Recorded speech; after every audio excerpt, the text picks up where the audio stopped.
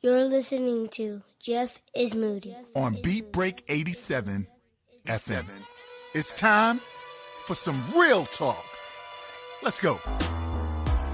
Welcome to the Jeff is Moody Show on Beat Break 87 FM, BeatBreakRadioFM.com. My name is Jeff is Moody, Mr. Moody, and I am only here to keep it one way, 100% real, 100% raw, and 100% Jeff. Strap in your seatbelts, get ready for a ride, because you've never heard talk quite like this. The Jeff is Moody Show, Beat Break 87 FM. Raw dog season has begun. Let's go. Jeff is Moody. Jeff is Moody. Jeff is Oh, yeah. Moody. Oh, yeah. I see you. No. Thank you. You're far too kind over there. Thank you so much. All my people over there, at the job, in the office, on the road, in them streets, wherever you may be. Ladies and gentlemen, my kings and queens, welcome to the Jeff is Moody Show on BeatBreakRadioFM.com. I want to thank all of you who have downloaded and continue to download the free Beat Break 87 FM app from your app store, so that way we can go wherever you go. If you want to contact me on Instagram, hit me up at the Jeff is Moody Show, or you can text me your comments and or questions at 678-386-5331. Once again, family, that's 678-386-5331. Family, if you want to hit DJ Naturel up and salute her for her hot ATL traffic mixes from 5 to 6. Or if you even want to make any comments about the Jeff is Moody Show to Naturel personally, you can hit her up at DJ Naturel, and that is on all social media. That is Naturel with an E. Naturel. Family, I am Jeff is Moody. I'm also known as Mr. Moody, and I will be your pilot for this 4-hour flight. So kick back, relax if you can. If you cannot relax because you're at the job, I am guaranteeing y'all asses that we're going to make these next 4 hours the best portion of your workday. I am here to get you through the grind. Special shout out to all my drivers out there who listen to Jeff is Moody while you're on the road. Honk your horn for me while I ring my bell for you. I don't know if y'all can hear the bell today. The bell's kind of far from the mic today, just the way things are arranged. Anyway, one love to all my family who listen while you work or play, and you choose the Jeff is Moody Show.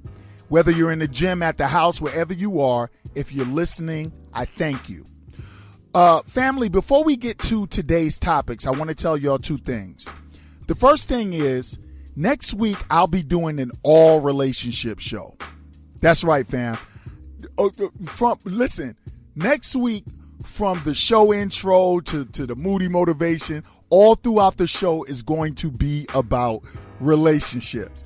The best, the worst, the happiest, saddest, the most serious, and the most funny aspects and examples and stories about relationships are going to be display on the Jeff is Moody Show next week. So I need you guys to tune in and get ready to have some fun with that next week.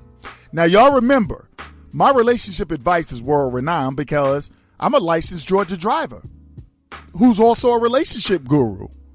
And next week, from the news to Moody Motivation to the fan feedback, it's all going to be about relationships. You're welcome.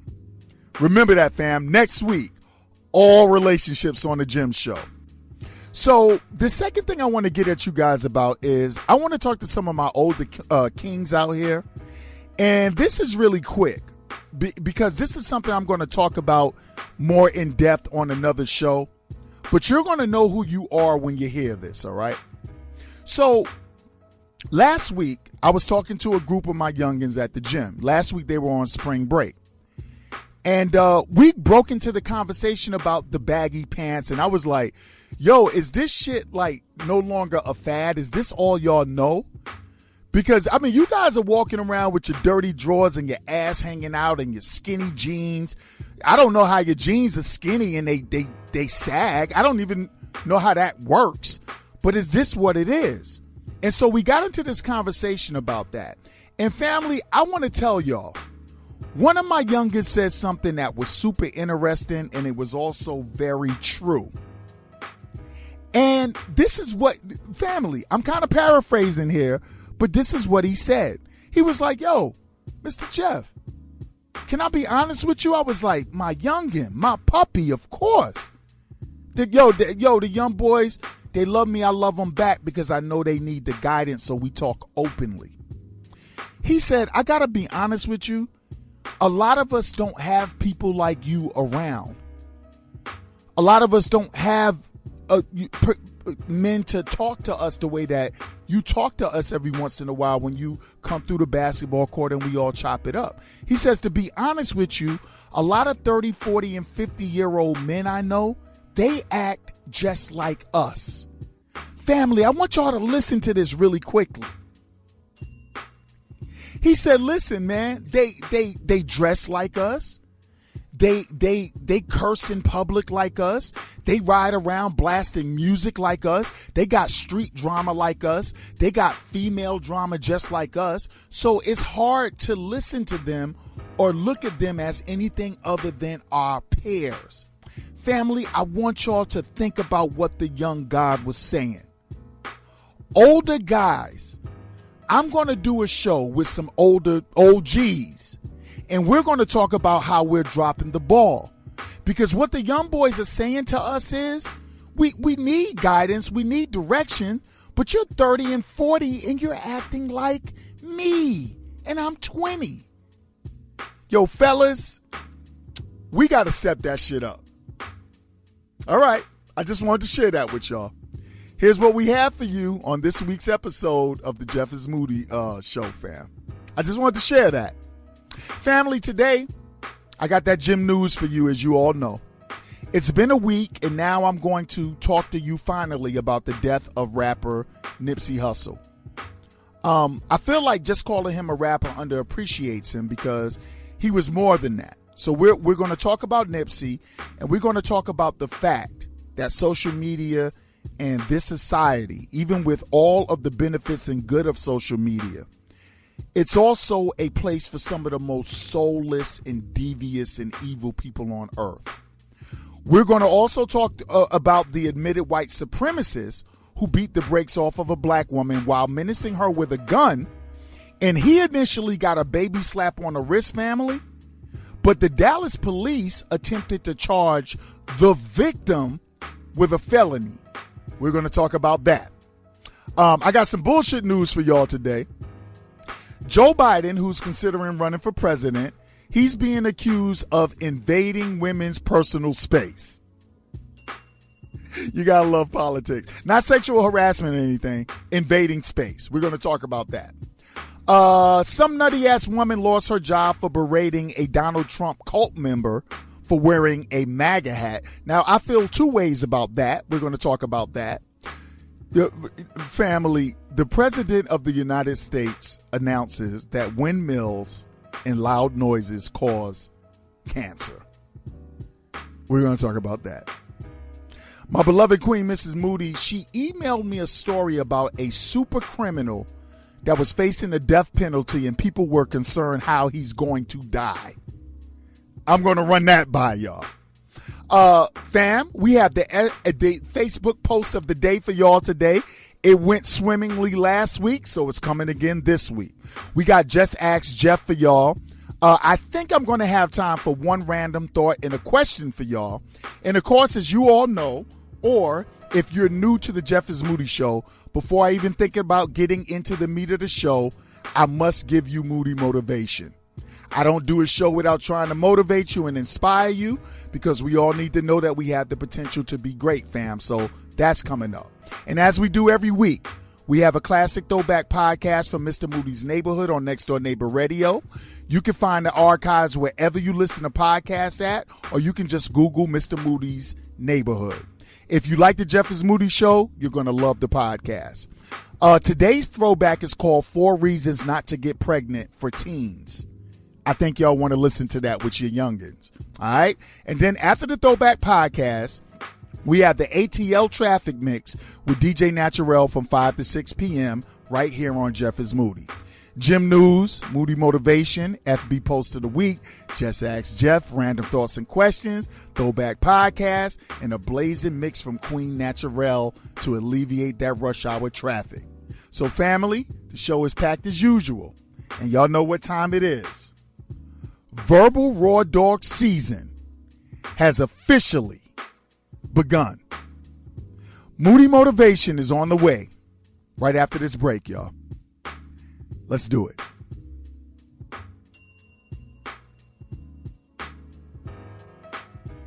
You're listening to Jeff is Moody on Beat Break 87. Welcome back, family, to the Jeff is Moody show on Beat Break 87 FM. It's time for that Moody Motivation. Before I get into that, I do want to reiterate, family, it's very important to me that we talk to our young people. We have to. Because a lot of people don't understand that, yes, it's true. A lot of men are still in their child stages, and a lot of 30, 40, and 50-year-old men act like kids. So when they try to chastise the kids don't respect them because they see them as peers. I'm going to do a show on that. But that's something that moves me. That's something that I'm involved with, and it's important to me. Fellas, we got to grow up. Even when we think we're already grown, let's do this Moody Motivation. Family, I want to ask you something real quick about your health. Kings and queens alike. Do you know your blood pressure? What is your blood pressure? What are your glucose readings? Do you know? Did you know that you don't have to run to the doctor every single time you want to take your blood pressure? Every single time you want to get an at least ballpark figure of where your sugar is. I learned this stuff because I've always been an athlete. I've always been a model of health. I picked up some pounds as I started. I'm an old athlete, folks. I've kickboxed. I've played basketball. I played football. But in my body it's a banged up body that didn't get paid millions of dollars for being banged up. And I know when my wife got pregnant, I picked up them daddy pounds. But typically, I've always been a model of health. Great blood pressure, great cholesterol, and this and that. You know, I've been through 4 or 5 knee surgeries. But one day, my family and I found out that I had an aneurysm on my aorta, which is the biggest valve in your body. That's the valve that pumps the blood to the brain and the arms and the extremities and all that stuff. And we would have never thought that from me because I wasn't feeling any kind of way. It's just that I thought I had a sprain in my chest, and I was like, why doesn't this sprain ever heal? You know, it didn't stop me from doing anything. But I was just curious why a guy that heals as fast as I do, why this wouldn't heal. Do you know that I went 3 years with an aneurysm? They say I've had it from birth. Do you know I went 3 years with a doctor that kept telling me that it wasn't anything? And it was an aneurysm that was almost 3 times the normal size. Well, I ended up having to have open heart surgery as a perfectly healthy person. Well, maybe not perfectly healthy, right? 9.5 hour surgery. I was on bypass, clinically deceased for however long, and I made it. I got out of the hospital in 4 days. I healed really quickly. I rebounded really quickly. But one of the things that they require you to do is keep a track of your blood pressure. They want to make sure that everything is cool. The biggest factors of an aortic aneurysm are smoking and hypertension. Well, I don't smoke. I don't do narcotics. And I didn't particularly have hypertension. This is something they said, we think you were actually born with this aneurysm and you were lucky enough to make it through. So I got into the habit of taking my blood pressure every day while I was recouping from open heart surgery. Typically, I would only take my blood pressure like the rest of you when I went to the doctor, if I went to the doctor. When you're as healthy as I am, young, strapping, strong, float like a butterfly, sting like a bee, you don't think about things that could be going on inside of you. You don't think about the genetic conditions that you can have. You don't think about the self-inflicted conditions that you can have. So I would go to the doctor. I would get my blood pressure. It would always be kind of perfect. So I wouldn't think much about it. But when I got this open heart surgery, I'll tell y'all this. One day my blood pressure was always perfect. And one day I caught a viral infection. And that did something to my blood pressure. And I got some pills and it went this way and that way. But typically, great blood pressure. Well, when I got the open heart surgery, I got into the habit of taking my blood pressure every day, and I started thinking about other people. I don't have much of a social media following, but I understood that people watch you on social media. So I started to post my blood pressure numbers. I also started to post my glucose, my glucose numbers, my blood glucose. What happened was I set off this small chain of people that saw my posts and they started checking their stuff.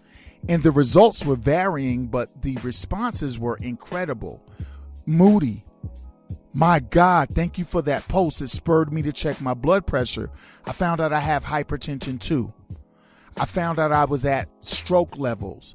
There was one person that saw my post and they took their blood pressure and realized that they were like 170 over 130.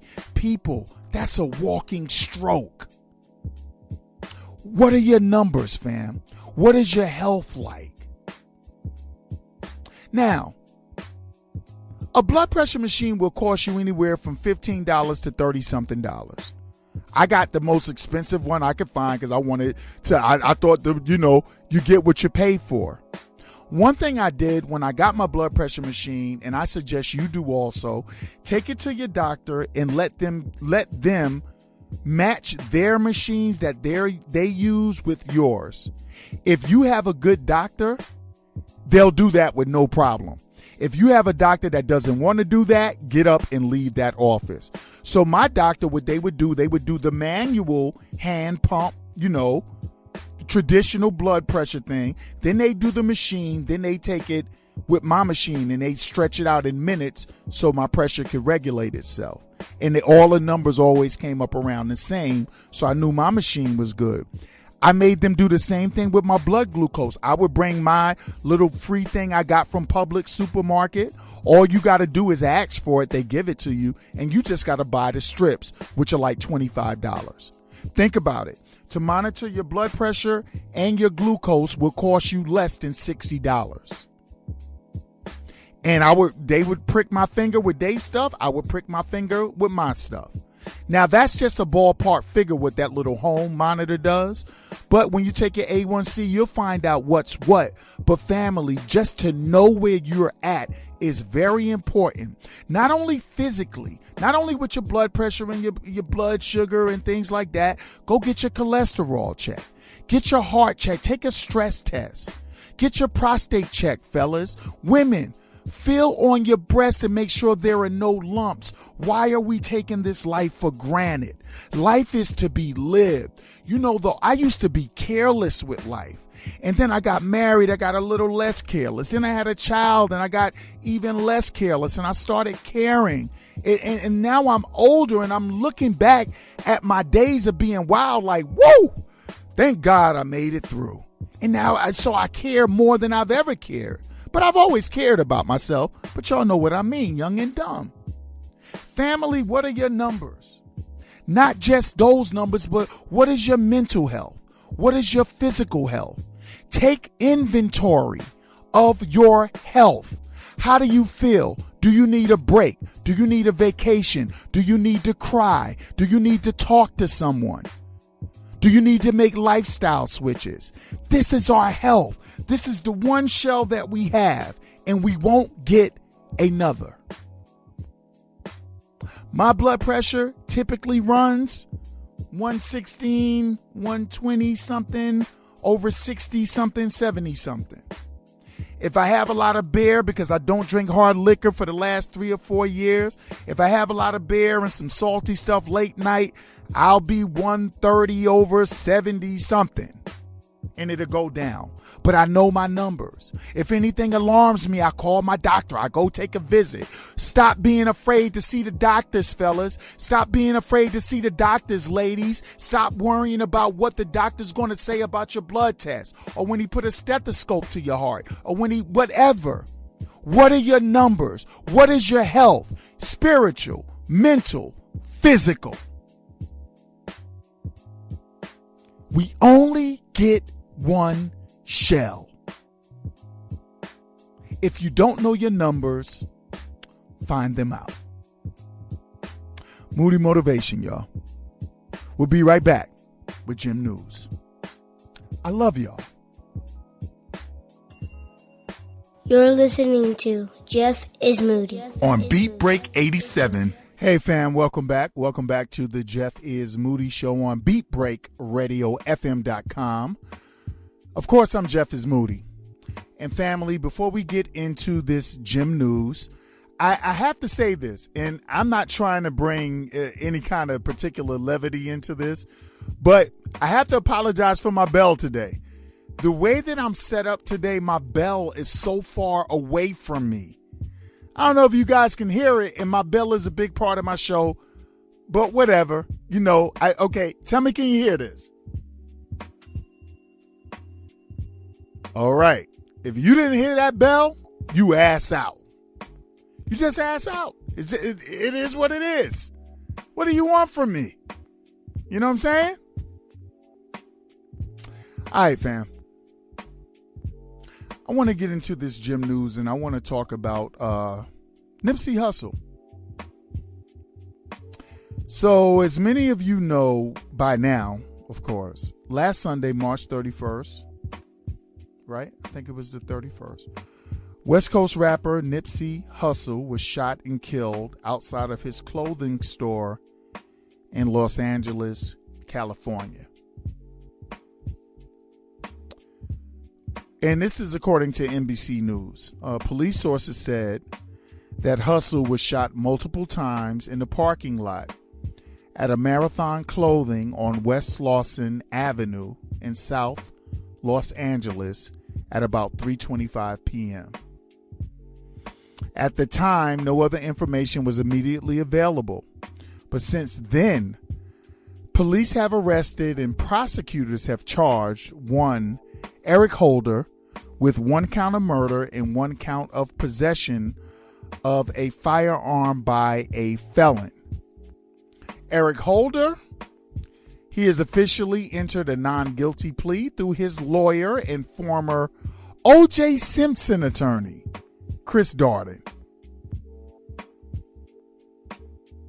How the fuck did this broke ass nobody gangbanger get Chris Darden to represent him?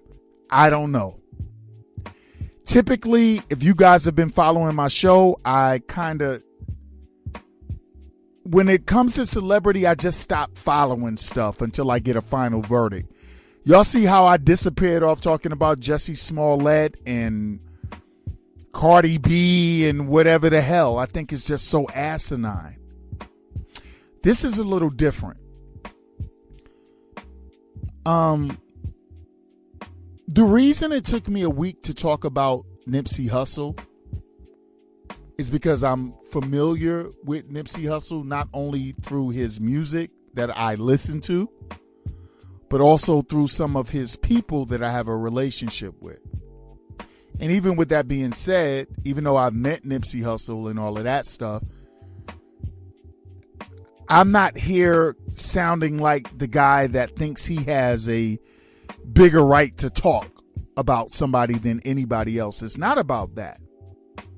My irritants with situations like this that are horrible, that are tragic, I think it's something that we don't realize that we do. It's been a week.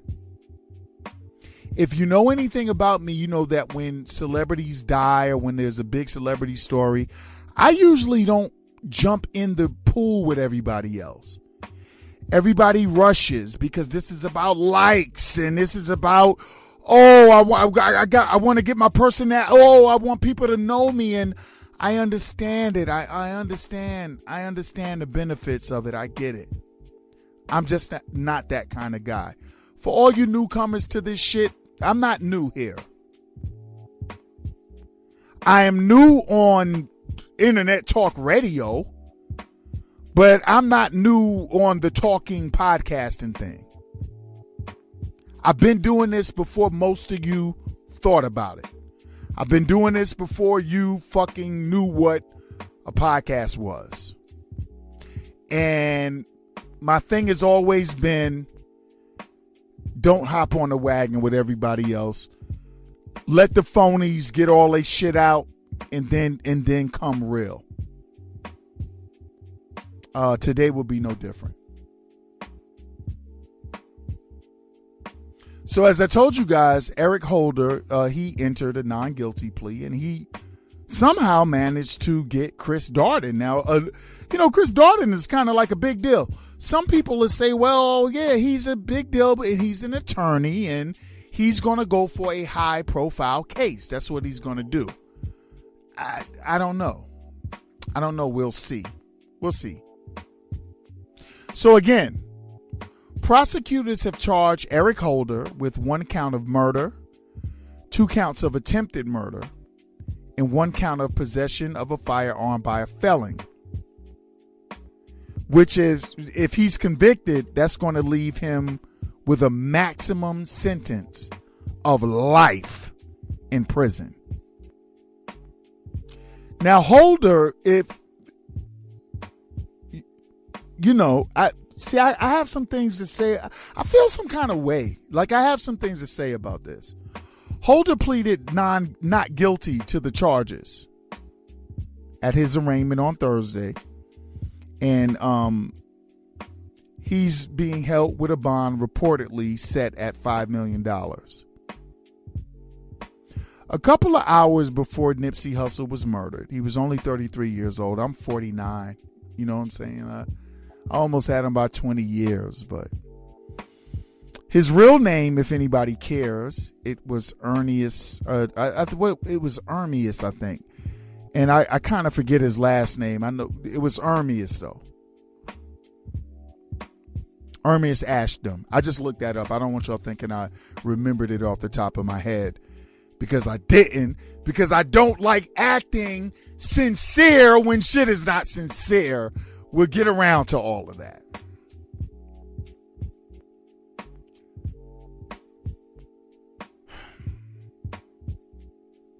A couple of hours before he was murdered, Nipsey Hustle had tweeted, "Having strong enemies is a blessing." Los Angeles Police Commissioner Steve Sabaroff said Sunday night that he and Police Chief Michael Moore had been scheduled to meet with Hustle and representatives of Roc Nation, which is Jay-Z's entertainment agency and production company, on Monday to talk about ways he can help stop gang violence and help the kids. There's a theme here. That's what this guy was really about. Like, he was about his music, but he was more about his community. Hustle, who most people know, he had long been associated with the Rolling 60s Neighborhood Crips, one of Los Angeles' largest street gangs, which he publicly acknowledged in the 2010 interview with Complex magazine. In more recent years, however, Hustle had developed an interest in technology and community development, and he was part of a team of artists and entrepreneurs who developed Destination Crenshaw, which was an open-air museum devoted to honoring African American artistic achievement. Nipsey said at that time, "In our culture, there's a narrative that says, follow the athletes, follow the entertainers. And that's cool, but there should be something that says, follow Elon Musk, follow Mark Zuckerberg. Or is it Zuckin or Zucker? I think that with me being influential as an artist and young, up and coming from the inner city, it makes sense for me to be one of the people that's waving that flag, he said. Hustle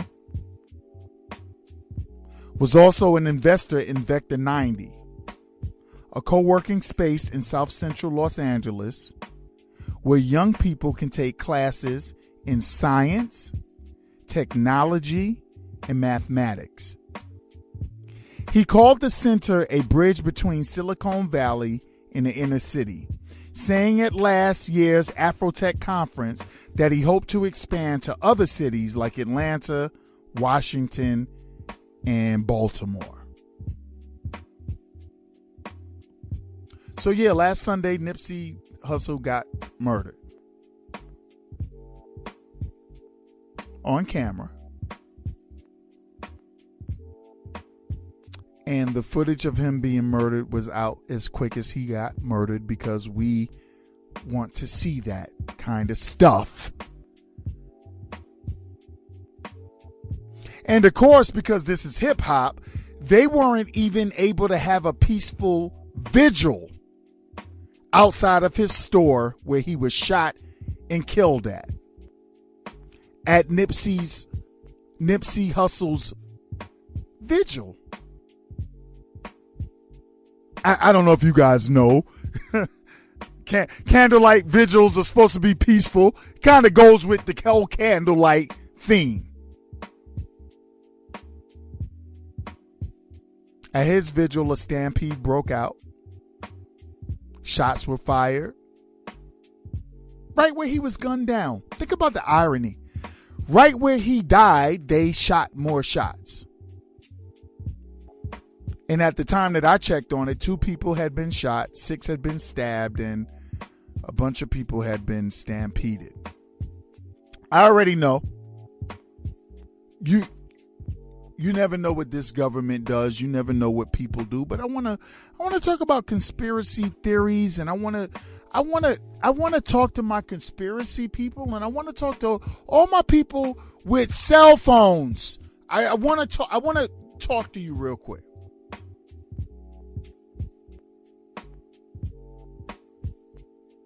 We have an insatiable lust, not only to see everything on a video,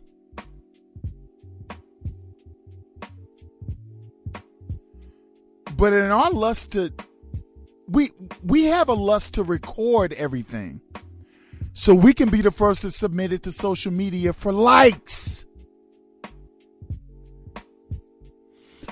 That's what we like in this. See, I don't have to talk about the murder, and I don't have to talk about the conspiracies and all of that shit because I don't know of any of that to be true. I can talk about the poison that lies underneath all of that. That's what I can talk to you about right now in this segment. If it's all right with y'all, let me see, can I reach over and ring my bell?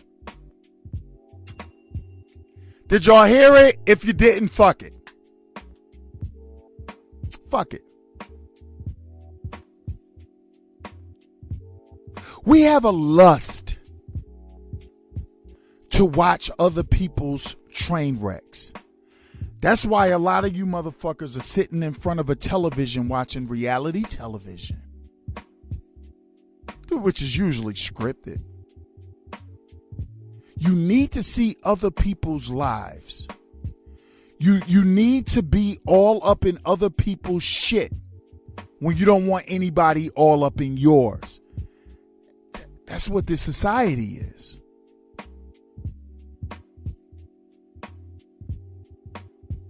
You know, there was some dirtbag of a bitch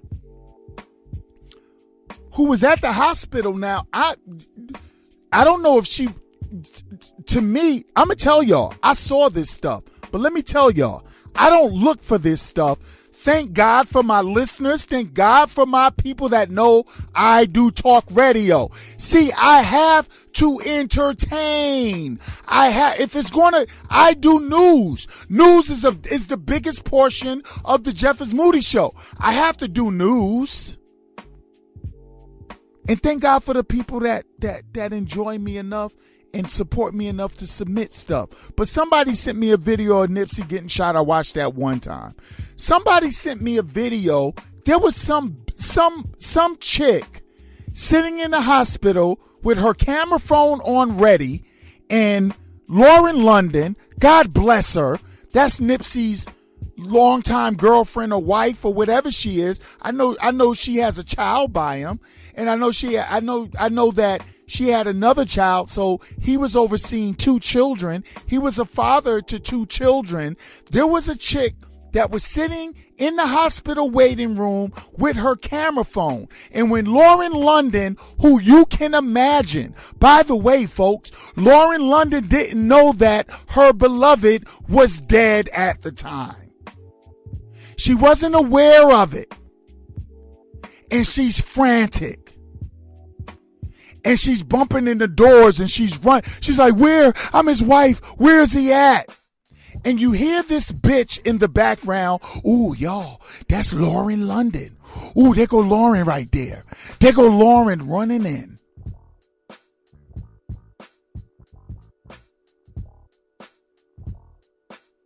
That's where we at.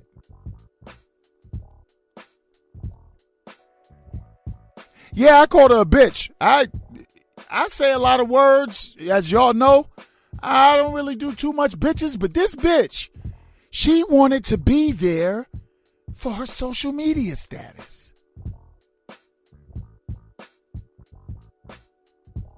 So she can catch a completely frenzied wifey, mother coming to a hospital, not yet knowing they're about to tell her that her beloved is gone.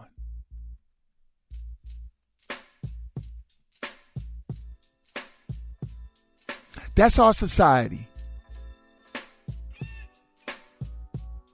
Big up to TMZ. They make a lot of money showing the best of the worst. Instantly, TMZ had video of motherfuckers getting shot. Instantly, they had the video of Lauren London, because TMZ is the new news station for you goofy motherfuckers. Big up to all my people rolling around with video cameras. Oh, I'm in Nipsey's hood. This is where he grew up. Motherfucker, did you do that shit when he was alive? My brother Trill Withers on Facebook, he says show niggas love before they die. Were you rolling around Nipsey's hood when he was alive? Probably not.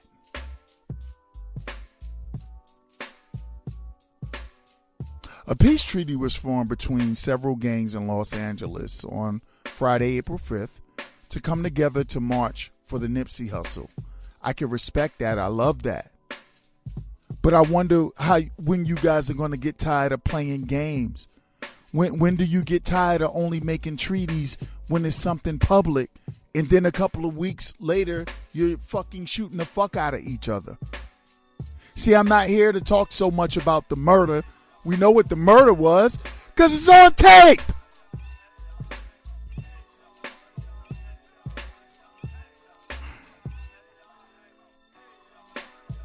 TMZ, of course, they caught up with the group. The gangbangers making a temporary peace treaty. It was led by some guy named Big U. I guess he's a big dog. God knows I better not shit on him. I don't want to die on camera. You know, I ain't nobody, so I ain't going to make it on the news. You motherfuckers ain't retweeting or reposting that. But they marched through Nipsey's Crenshaw neighborhood, starting at a grocery store, ending at his Marathon clothing store where he was gunned down. Big U told TMZ that he was getting calls from various gangs around the city to organize something, which led to the Peace March.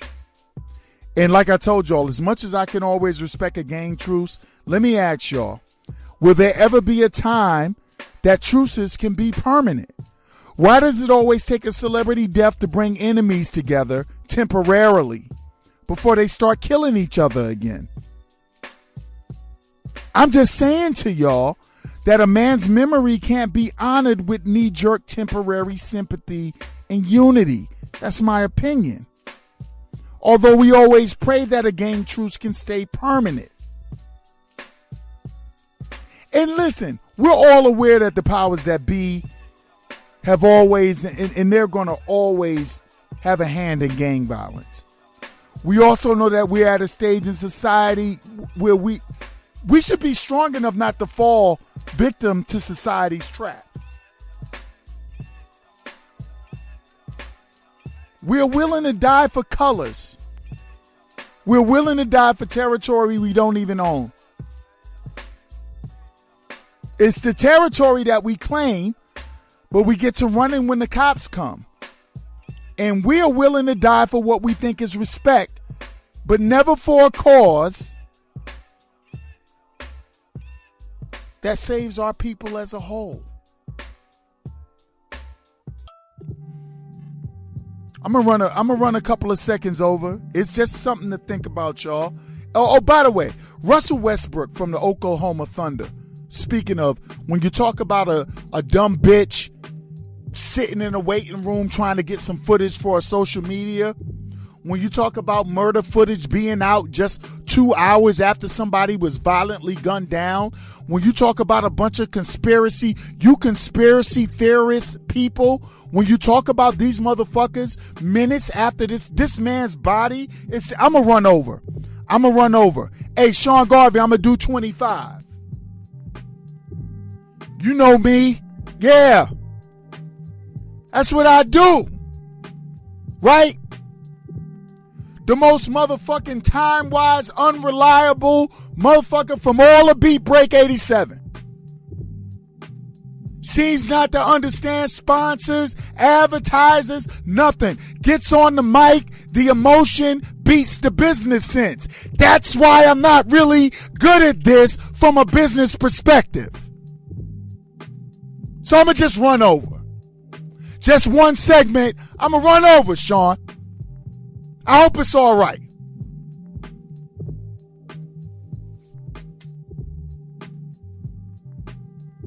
You know, we celebrate things in so many negative ways. Russell Westbrook from the Oklahoma Thunder, he put up 20, 20, and 20. Now, family, that's 20 points, 20 assists, and 20 rebounds. He's the first player to do that since Wilt Chamberlain. And upon Russell grabbing his 20th rebound, they stopped play because this is a big deal. Russell stalked up, and I saw this. It was awesome. He stalked up the court, looking into the crowd, and he said, that's for Nipsey. He did that for Nipsey. Respect. See, that's genuine respect. That's how you pay homage. Not by filming. You don't pay homage by filming Lauren London frantically rushing into a hospital looking for her already deceased beloved. That's not respect. You don't show respect by walking through Nipsey's neighborhood after his death talking about this Nipsey's hood. This Nipsey's hood when you didn't do that when he was alive. You don't show respect by being TMZ and airing videotapes of his murder damn near as quick as he got shot just for your ratings. You respect the dead through honor. You respect the dead through compassion. You respect the dead through sympathy. You respect the dead through condolences for the family and positive action. So salute to Russell Westbrook. I was about to call him Russell Westbrook. And rest in power to Nipsey Hustle.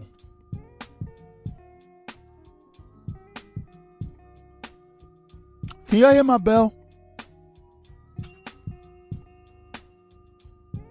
Y'all don't hear it? Fuck it.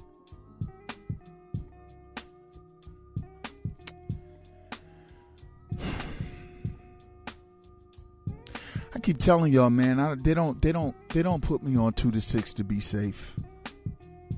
I'm gonna have the shortest fucking radio career ever. They don't put me on here to be safe. I'm not a safe personality, man. I ain't got no big ass stay. Nobody telling me when it's time to take a break and when it's time to do this. Motherfuckers told me, come on here and be you. This is me blowing timelines. You an advertiser? Because this shit is all about business anyway, right? Trust me, you get your money. You get it? Just let me do me, man. To all my conspiracy theorists before I get out of here, shame on you. Shame on you if an hour went by and you're already told he was doing a documentary on Dr. CB. It was this and it was that. 60 fucking minutes. You don't know what the fuck is going on. And you're not patient enough to learn what's going on. And I understand conspiracy just like you do. But let me tell you something maybe you guys have missed. Do you guys know that death for you conspiracy guys and you dick riders and you bitches that sit in a waiting room in a hospital to see a distraught woman run in a hospital to visit a man that's dead? Do you know that this is your entertainment? Do you know that you've become so desensitized to this shit that you don't care anymore? Do you know that life means nothing to you? Do you know that niggas are camp out in a waiting room of a hospital or put up death footage or do everything for social media likes? This is what you motherfuckers do. And I'm just not with it. I just ain't with it. So I didn't post anything. I think I answered one post because somebody posted something about conspiracy and somebody said something so, it was on my timeline. Somebody said something so stupid I had to respond and then I didn't say anything else. Let everybody else get the trash out and let me come with respect. Mr. Nipsey Hustle, God bless you. But more importantly than you, because you're not here anymore, am I running over 25? Yeah, nah, I ain't gonna be here long. Y'all motherfuckers will never forget me, though. More important in your life, because you are gone, is your children. And the woman that loves you, and the legacy, and the motherfucking hood that so many people run away from, and you built up, and you were doing great things. So rest in paradise, brother. Rest in power, brother. Rest in peace, brother, because you was more than a rapper. And I listened to your music before you died. And I didn't do the dick riding thing. And I didn't fucking start being a Nipsey Hustle fan when he died. And I didn't start doing, I just always have been a guy that supported what you have done. Not only because I know some of your people, just because you just made good music, but you were even more than that. My biggest admiration of you is because you were a man before you were a rapper. But this society, Nipsey, they don't care. Your death is just like Biggie's and Tupac's. It's entertainment for these niggas. They don't give a fuck. Because if they did, they wouldn't be waiting for a celebrity to die. They would be talking about conspiracy and they would be talking about real shit all of the time.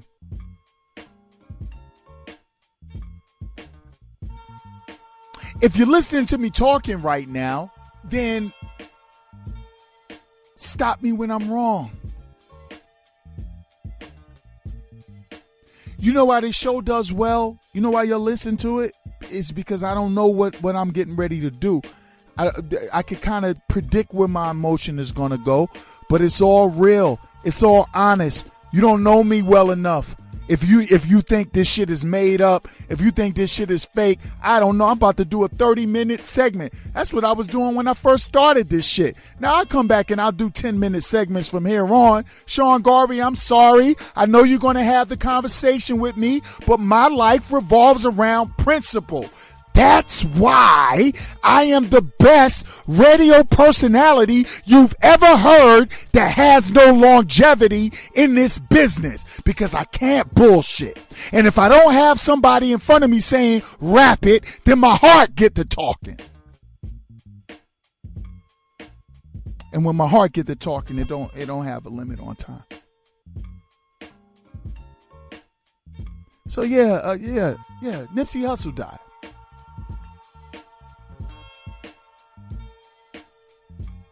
He was assassinated. How many times did you watch the video? Because I watched it once because somebody sent it to me.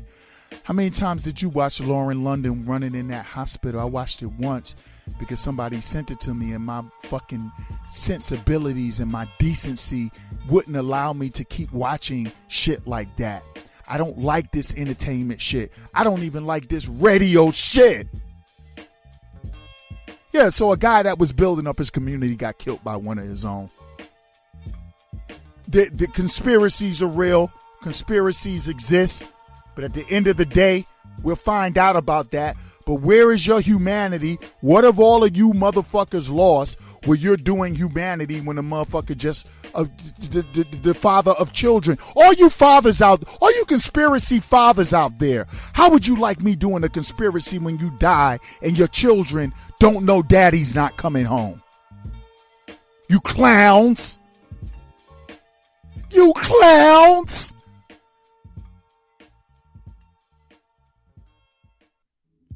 So rest in peace, man. But not just you, Nipsey. Rest in peace to everybody. Amber Evans was missing for 3 months. I could run down, you know. It's the Jeff is Moody show, man. Shit is entertainment, right? That's what we do. We entertain. We'll be back. You're listening to Jeff is Moody on Beat Break 87. Hey, did y'all hear the bell better? Family, did you hear the bell? Oh, I'm sorry. Welcome back to the Jeff is Moody show on Beat Break 87 FM. Yeah. You guys are here. You guys are loving what we're doing. It's some of the realest shit you ever heard from when you get up to when you go to sleep. We got content for days. But I know it's the middle of the show, and some of you are saying, why is he still worried about his bell? Well, it's because people don't understand the importance, the power, and the significance of my bell.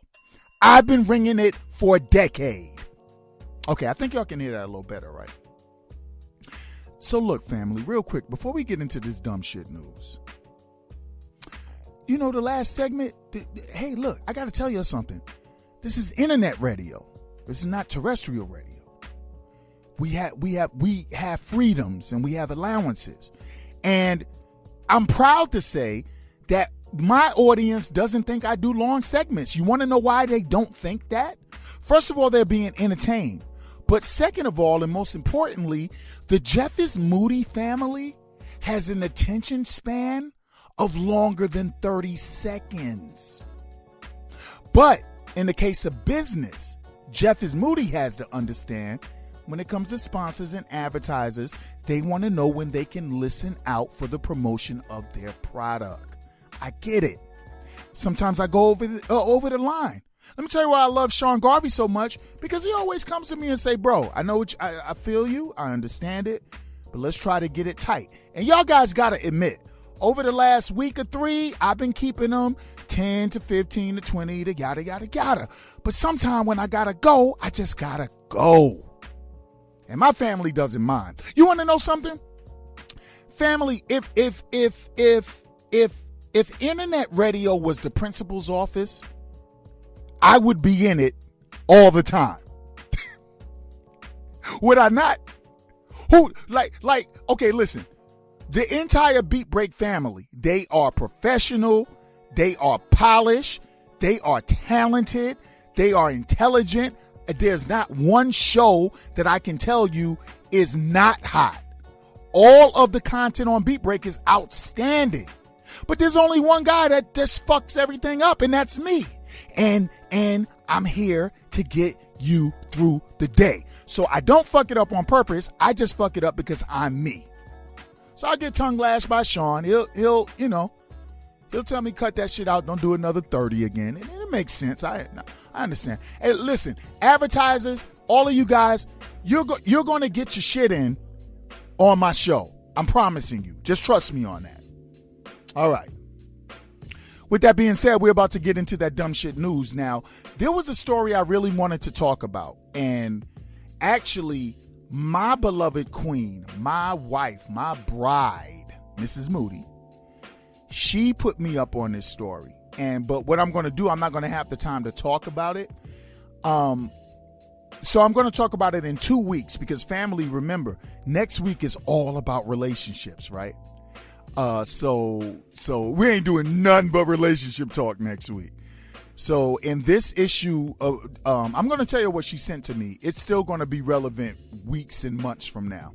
So what Miss Moody did send me, it's a story about a group of people that they're disturbed by the way that a person on death row is going to, he's sentenced to death, and they're disturbed about the way he's going to die. They're saying it's inhuman and da-da-da-da-da. But let me tell you what this motherfucker did, because maybe I'm from a different place on the planet. This is a man who his woman left him. He broke up with his woman. He cut his woman's face. That's one thing. I mean, you know, when you break up with your girl, you cut her face, right? He threatened to kill her if she kept seeing her new boyfriend.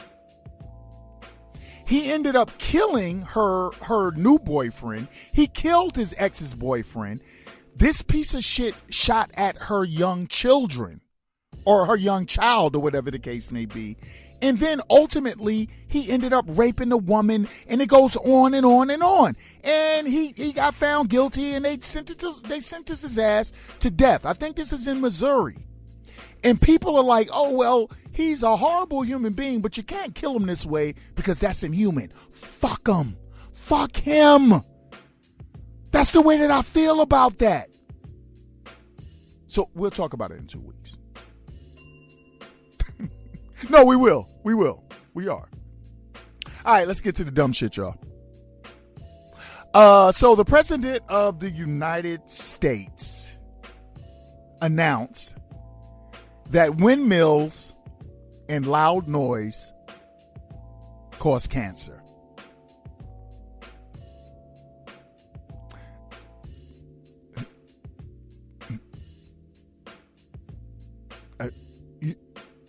You know, if this was back in the day when I was doing my show on the fly and I was controlling all the sound effects, it'd just be crickets right now. The president of the United States announced that windmills and loud noises cause cancer.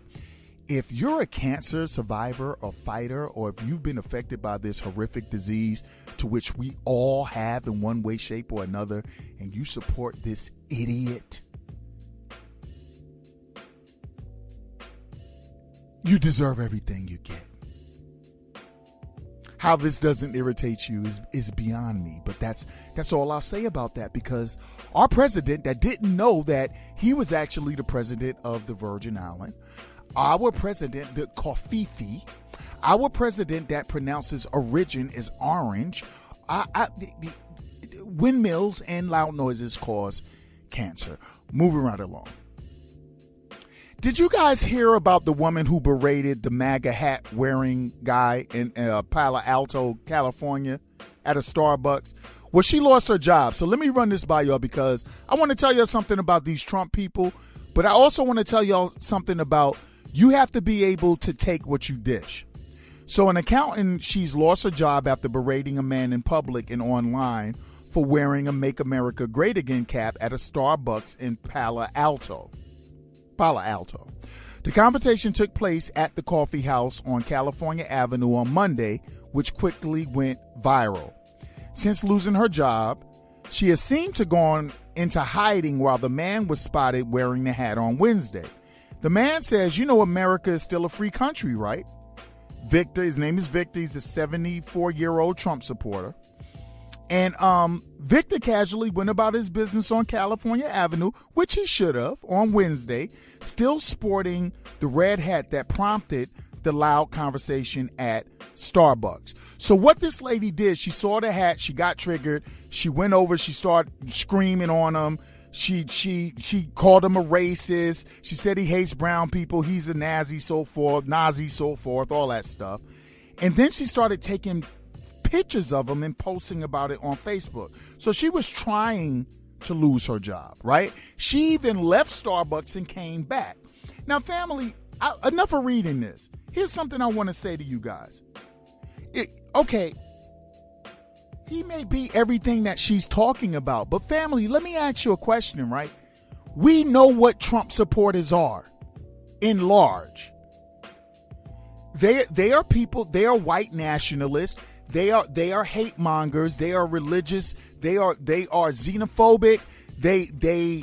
They hate Muslims. They're not crazy about people of color. They're not crazy about homosexuals. We get all of that. We know what they are. But you want to know what, family? I know you guys never thought you would hear me defend a Trump supporter. But those hats that they wear, which are really the newest versions of the Klan mask, those hats that they wear, whether you like it or not, they have a right to wear them. I've seen maybe 2 people in Georgia with Make America Great Again hats. And they were scared as fuck when they had them on. But that's a Trump supporter. Like, we're not dealing with the brightest, come on, man.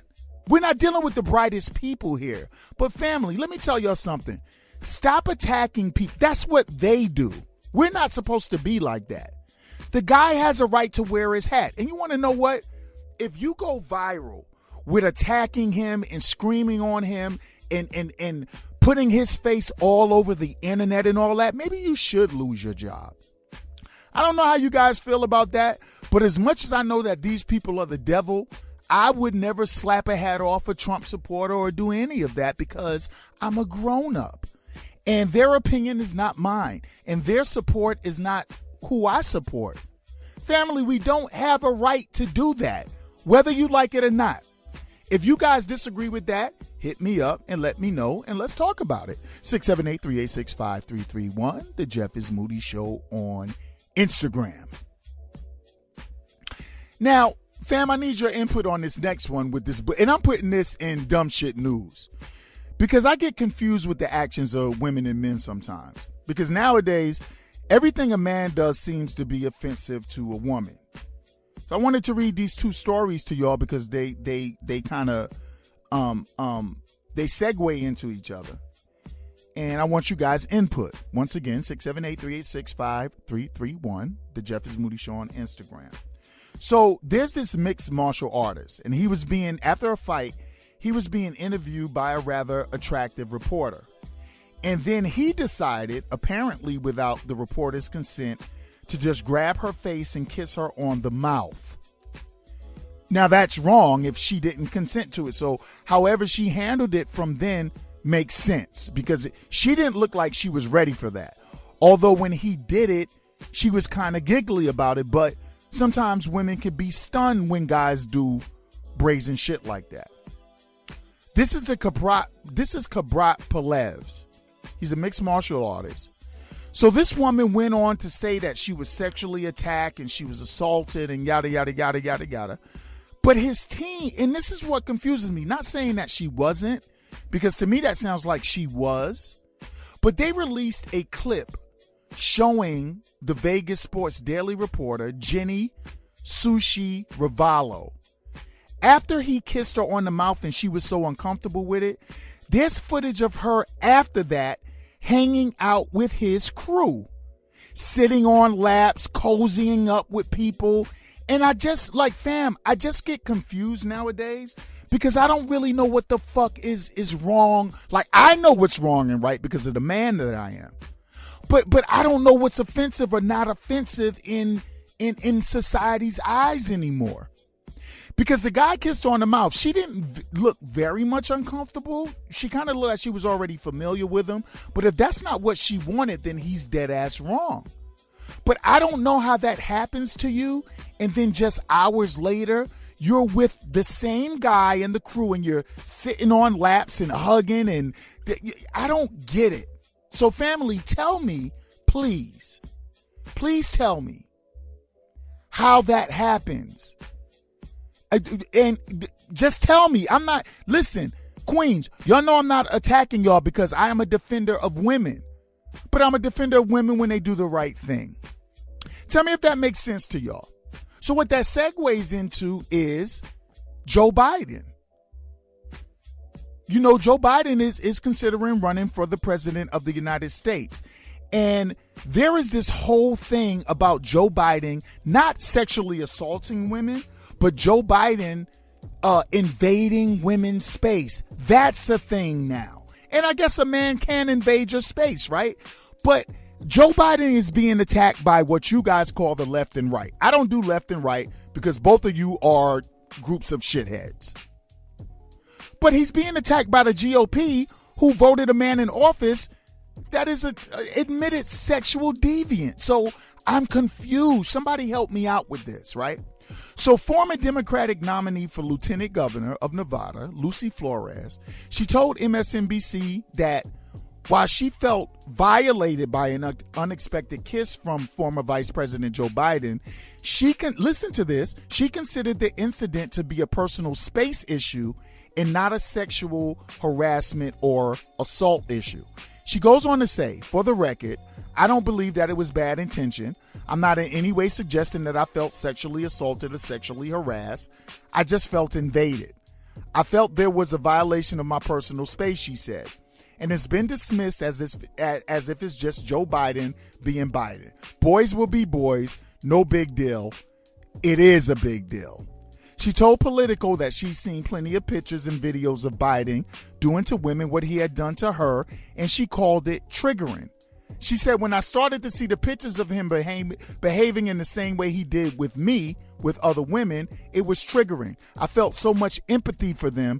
I knew what they were going through. I had been in their shoes. Family, lo and behold, they pull up a picture where she's kind of hands on Joe Biden's shoulder and smiling and nudged up against Joe Biden. Family, I'm just confused. I'm not condoning anything. I'm just confused. So Biden, who's not really backing down, he released a statement saying he never believed he acted inappropriately, but he was willing to listen. So this is amazing. But what's more comical is that because of this is all politics. Donnie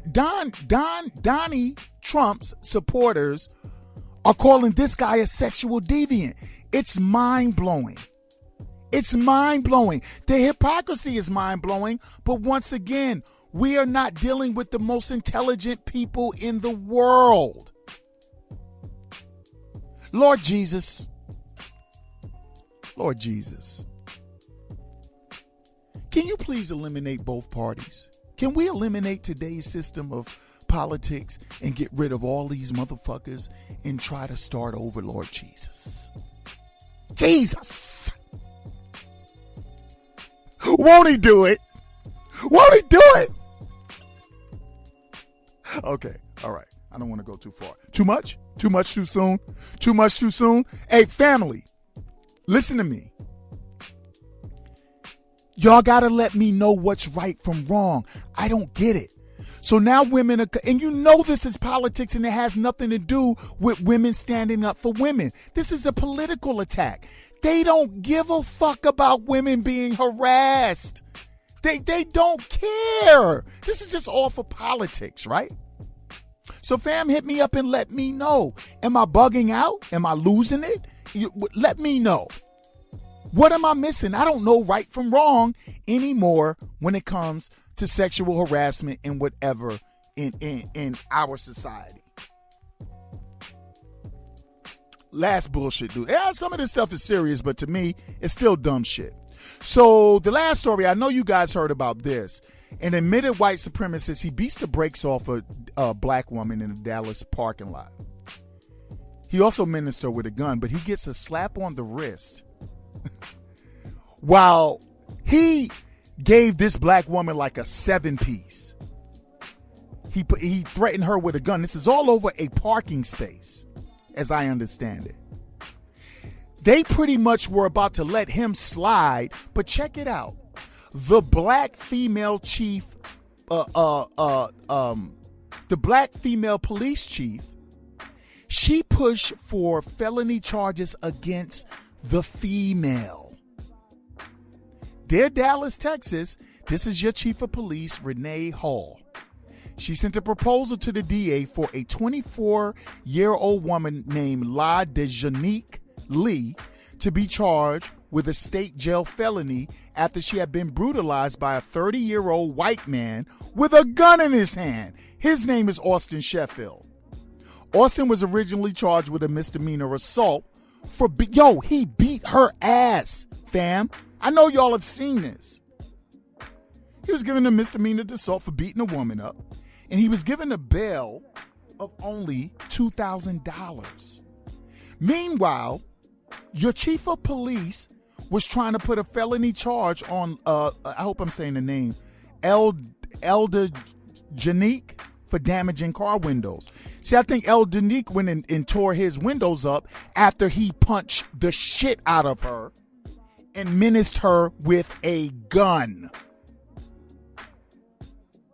Because in the eyes of that police chief, and I guess Dallas police, Austin Sheffield's vehicle is way more valuable than her life.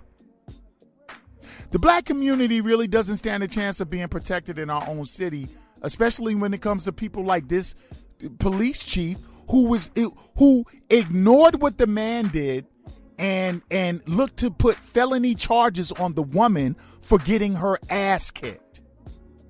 Now, once the public pressure came about, I think they hit the admitted white supremacists, by the way. I think they hit them with a more serious gun charge. But initially, they were going to let him slide. I need you guys to tell me how that is right. I need you to tell me how that is just. I need you to tell me that if the justice is blind, how did they all of a sudden increase his charges only with public outrage? Bullshit. Dumb shit. Jeff is Moody. My show's not dumb shit, but all these news stories were. We'll be back, family. Oh, yo, yeah. We have that FB post of the day, and we got some random thoughts and questions. We'll be right back. You're listening to Jeff is Moody on Beat Break 87. Family.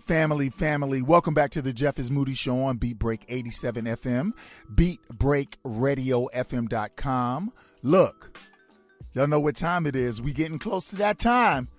Before we get into the classic podcast throwback, and before we get into the ATL traffic mix with DJ Naturel, we have to do our random thoughts and questions. We have to do Just Ask Jeff. And of course, we're going to do the FB post of the week. So let's get that on. Before I do that, family, I need to reiterate this to you guys. I'm not going to be able to thank you all enough for the support. And it's kind of funny because my random thought kind of asks about support. So let's do this.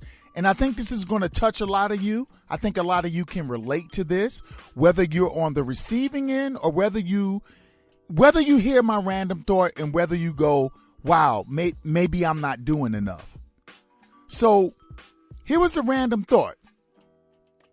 Family, based on conversations that I've always had with people that are aspiring to be something, people that are coming up, people that they have an ambition, and especially recently with all the new people I've met and with all of the people that are trying to get something done. It may be musical, it may be just a business venture, it may be a relationship, it may be anything. Fam, my random thought for today is you can't be upset and distracted by your family and friends not supporting your aspirations. My question is, why don't they? So let me break this down, but let me say something really quickly in advance. No, this is not a Jeff subliminal thing. If you guys haven't learned by now, I don't do too many I'm not much of a subliminal guy. This is not about me, although in my years I've witnessed and experienced some of this, but no, this is just about a random thought based off of so much conversation I have nowadays. You cannot be upset and distracted by your family and friends not supporting your aspirations. Listen, success is all about focus. Success is all about sticking to your guns. Now, while we want to have close family and close friends support everything we do, the simple truth is, family, whether you like it or not, people that love you, they don't always agree with what you're doing, and they're not always entertained by it. And they're not required to think that something is good just because you're doing it. I kind of talked about this last week, but it's a random thought. And because my thoughts are the first thing that I jot down. Family, you have to remember something. I get support. I get support from my family, and I don't really like that friend word, because to me the word friend is too conditional. But I get support from my fam. But even I notice that, yeah, there's some people that are close to you that don't really support you, maybe the way you support them, or maybe the way that you think that they should. But you can't fucking sit here and get distracted and so offended by that. Here's the thing about leaders, right? Here's the thing about mavericks. Here's the thing about brave people. We don't have the time to individually focus on who loves us and who doesn't, who agrees with us and who doesn't, who rides with us and who doesn't. We move forward. And you have to develop this thing about yourself where you're willing to move forward all by yourself with zero support, and then be thankful for the support that you get. So family, what is your ambition? What are you into? Do you want to be a real estate agent, but people are telling you the market is slow? Why would you waste your time doing that? Do you want to be a rap artist or a singer or a musician, and people are saying that the musical field is jammed up? Why would you get into that? Do you want to be a parent? Do you want to be married? Do you want to be a wife or a husband? And people are saying, well, wow, you see how relationships work nowadays. Why would you give your heart to someone? Why would you risk a heartbreak? Fam, people are not always going to support you, so you can't get distracted by it. You cannot. You have to move forward. This message is for you. I swear to God, I will never be able to do a show where no matter how funny or how serious or how happy or how sad or how motivating or how irritating I may come off, I'll never do a show without ultimately trying to give you something that matters. You know what I'm talking about right now, because you're the one shaking your head at this broadcast. You're the one that wanted to be a personal trainer and nobody believed in you. You're the one that wanted to lose the weight and nobody fucking believed in you. You are the one. You're that one. But don't get distracted by people that don't believe in you. I mean, I'm a lucky guy. I swear, there are just some people, and I'm not even going to get on this naming thing, because every time I get to, y'all ever notice that when we start naming people individually, we always feel fucked up when we're done with it because we've always left somebody out. But I get massive support from my family and what you guys would call friends. But I have to be honest with you, and all of them know this about me as well. If none of them supported me, I wouldn't give a fuck. I don't give a shit. I don't care what you think. I have to do what I think my calling is. So yeah, I'm going to say 90% of my people personally support me. And of course you got 10% of, I know musicians and artists and producers and film directors and talent agents and fucking, if you name it, I know it. And they don't support the show. They don't look. Some of these motherfuckers need my help more than I need theirs, and they don't reach out.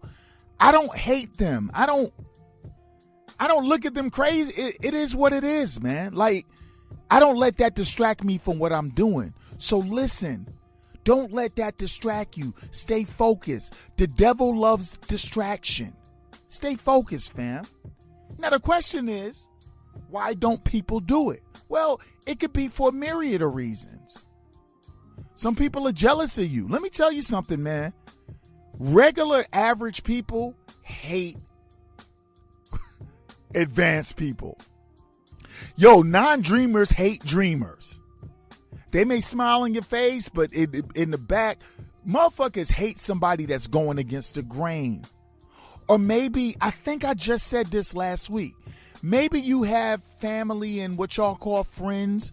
Maybe they don't see what you see, and they don't want you to be hurt, or they don't want you to be left out, or they don't want you to be under-equipped to deal with life. There's a lot of reasons why people don't support you. But fam, you have to just stick to what you're doing and not worry about them. There's nothing wrong with venting. There's nothing wrong with talking about the people that support or don't support you. Just don't let it affect you to the point where you're not achieving what you need to achieve. This sounds like a fucking Moody Motivation. But it's not. It's not. All right. This is random. I'm random. All right, so listen. Fam, I'm going to be honest with y'all because I don't like bullshitting. I do get enough feedback to always at least do one question a show for now, until we move out and we working on our shit, and I get a massive amount of shit every week. But I do stretch them out. I'm blessed to be able to stretch them out. Here's a question. I just wanted to do one Just Ask Jeff question. Today's question is from Brother Pearl. That's Brother Pearl.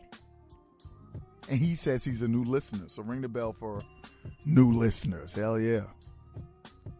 He asks, in your opinion, what are the top 3 pieces of advice that a black father or mother needs to give her sons and daughters? And that's, wow. So, Brother Pearl, let me tell you my thing. I think the top 3 pieces for me, and I'm assuming everybody has an answer of their own. Number 1 for me would be self-respect, because self-respect encompasses so much about life, right? It encompasses so much about your advancement, your maturity, your status. Self-respect covers everything. It's like when we talk about relationships, people like to stretch relationship conversation out, right? Because that's good for entertainment, and it's good, and it gives us something to talk about. But really, the bottom line of any kind of relationship is communication. Communication really covers everything. And self-respect covers a lot of stuff when you're giving advice to young black children. Because that's what Brother Pearl is talking about. Self-respect. A person that truly respects themselves almost automatically respects others who earn that respect. And the thing about teaching real self-respect, not that fake shit, real self-respect is that it will cover so many facets of life, like I just said. Self-respect could keep you from getting in with a bad crowd, or it'll be a strong weight that will try to sway you from getting in with a bad crowd. Self-respect could keep you away from drugs. Self-respect will make young men and women protect themselves during sex and not put themselves in the danger of unwanted pregnancies and STDs. Self-respect will teach you to respect your elders. If you can respect your elders, you can respect everything. Self-respect will make you seek out higher learning, and that doesn't always mean college. It means life. Self-respect makes you respect life. I haven't always been self-respecting. I was too dangerous to respect life, and I had to learn more self-respect. Self-respect can make you thirsty to be informed. First, a piece of advice I give my child, especially a young black child, it'll be self-respect. I would teach them about self-respect. Brother Pearl, number 2 is, unfortunately, we have to teach our kids that they have a target on their backs. And it used to, in this American society, and it used to just be the boys. But now young black women are fair game for violence, open hatred, and possibly death. Hello, Sandra Bland. Rest your soul. We have to teach our sons and daughters. We give our sons and daughters the same conversation. So we have to teach our kids that they literally have to live by a different set of rules in this particular America. the cops will shoot you. Not all cops are bad. That is bullshit. That is incorrect. That is inaccurate. But for the ones that are, we have to teach our kids that they will shoot the shit out of them for holding a cell phone or riding a train or having a hoodie on or even being asleep in your car. You can die. We have to teach our kids that. The department stores, they're going to profile you. The schools are undereducate you. The doctors will undertreat you or purposely over-medicate you. That's number 2 of what I would tell, what I've told my daughter, and what I would tell a young person of color, a young African American child. It's number 2. Number 3, for me, family, it really goes back to self-respect, because like I told y'all, self-respect covers so much. But if I have to reach, number 3 for me I would be telling my child, don't be afraid to be different. Or anyone I was mentoring or anything, I would tell them to fuck the in crowd. But once again, that goes back to self-respect, doesn't it? Doesn't it? One thing I love about my daughter, she's a well-to-do kid. She can have, I guess, the material things that she wants, but we've taught her that life is not about that. So my daughter is just as comfortable with a pair of Walmart. Now, she got a sneaker fetish. Okay. She got a sneaker and shoe fetish, but like her father. But she's just as comfortable in a Walmart t-shirt and jeans or thrift store stuff as anybody you've ever seen. We've taught her, fuck the in crowd. Fuck what they're thinking. You have to be you. Wear your natural hair, little mama. We're not to look down on people that don't have natural twisted hair like yours, but wear your hair. Don't put anything fake in your hair if it's not for convenience or a medical reason. Don't do it out of insecurity. Fuck the in crowd. I would tell a young black person, or really any child, but this question was based on people of color. Any child, I would tell them to fuck the in crowd. Do you. Don't be afraid. Yo, do you. Be original. Do your thing, but don't try too hard to be original. Just be yourself. And don't worry about how people are going to feel or talk about you. You know, another thing that I got to add, and I know that Brother Pearl only asks for 3 things. Another thing I would instill in my child, you learn self-defense. You learn how to protect yourself physically. Because along with being a leader, along with doing you, along with not giving a fuck about the in crowd, someone may try to hurt you. We live in a crazy world. Be street smart, be savvy, be society smart, and folks, teach your children how to defend themselves. They're going to need it. We do as soon as our children get old enough. We need to start taking them to the gun range also. My daughter hasn't been, and that's my fault. But she's going.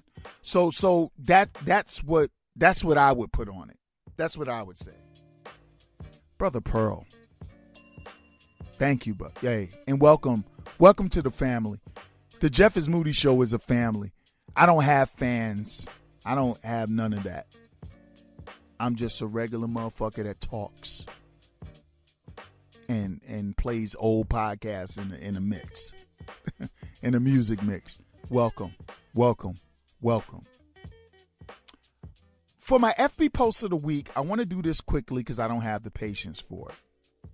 Me and my wacky timeline. Well, on my timeline on Facebook, I saw someone post a video of rapper, mumble guy, goofy nigga, whatever he is, the little boy named Kodak Black. And he was speaking of Lauren London. Now, for you guys that know, that is Nipsey Hussle's lady, the deceased Nipsey Hussle's lady. And this is just an indictment on our society, and this is just a mark of the times. With her tragedy just being a week old and everything, Kodak probably sipping on some NyQuil with crushed up crack rock in it or something. I don't know. The little boy is a fool. He's an idiot. And I think What makes him an idiot, by the way, family, I know that y'all are used to talk show hosts that talk about people and then they act a different way when they meet them. You don't know my history. I mingle amongst celebrities. I'm always the same. See, that's what makes me Jeff is Moody.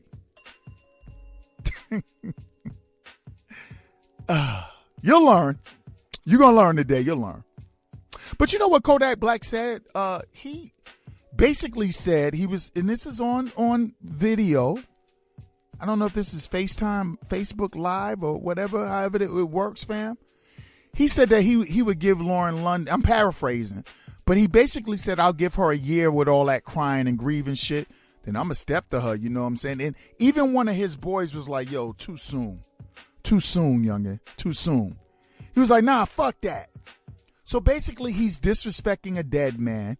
He's disrespecting a grieving woman. And that is the fucking kind of society that we live in. I thought that post was so outrageous. And some of the responses on there that were co-signing him are outrageous. But that's about all the attention I'm going to give that. Because what you reap is what you sow, little Kodak Black, little clown boy. What you reap is what you sow. T.I. chastised him. The game chastised him. He told T.I., fuck what you talking about, nigga. You don't like what I said? I'm in Atlanta. This is where we're at with the syrup sipping, lean drinking, pill popping, tight jean wearing, thong wearing, heels and pumps, little new generation. Okay, that was the Facebook post of the week. Family, I'm about done. You know, talking about double entertainment tonight has made me nauseous. So, I'm out of here. I want to thank you guys for the support. I want to thank you guys for the love. The classic podcast throwback and the ATL traffic jam with DJ Naturel, they are on the way after this break. Family, thank you for listening. And of course, next Monday, brand new show. We're talking about relationships from the beginning to the end. My name is Jeff is Moody. This flight has landed. And I hope you enjoyed, fam. Get ready for the Throwback Podcast and the mix by DJ Naturel. Hey, yo, Sean Garvey. Bruh. We got another one. You're listening to Jeff is Moody On Beat Break 87. What up, fam? The name of today's Mr. Moody's Neighborhood, MMN on Indian Radio, is 4 reasons not to get preteen and teen pregnant. And I am aiming this at young queens, the ages of 12 to 18, because unfortunately we live in a society where young women as young as 11, 12 to 18 are doing adult activity in an adult fashion. You know, with no adult responsibility behind their actions. This is real talk. There are no punches pulled here. This is going to be a real talk conversation. Those ages are the major ages where many of our young queens are simply making one of the worst decisions they can make in their lives. You know, after you're 18, although you still shouldn't be thinking about getting pregnant at that stage, at least you can be held fully accountable to raise that child. Before I do this show for my young preteen and early teen females that think teen pregnancy is cool or acceptable, I want to tell you this, and I want you to listen to me closely. You're not an evil person if you get pregnant at a young age. You are not the devil. You are not doomed to hell, and you're not a criminal. But you need to understand the significance and the impact of what teen pregnancy can be. Children making children leads to children trying to raise children into adults. Hence, the society that we see in front of us right now, especially in our communities. So I'm not going to sugarcoat my words. I'm going to tell you how people really feel and maybe make you understand how you may deep down feel about yourself.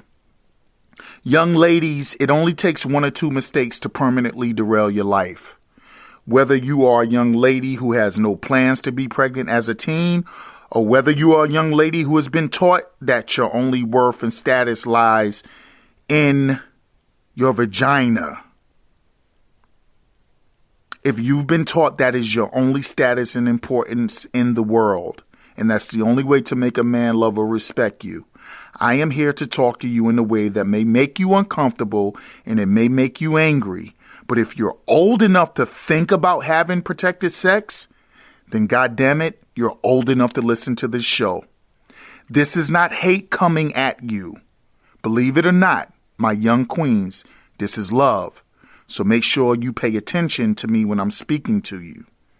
Many outstanding women have had children in their teens. They've persevered and they have beat the odds and they have raised kings and queens, and I applaud them for that.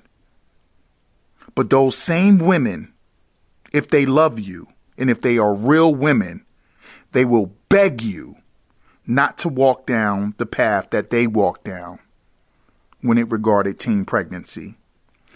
Young queens, I love you. This show is for you. This is also for my young kings. And I'm going to tell you what you need to hear. You may not like it, but it's kind of the way I do things. Y'all get ready for some truth, y'all.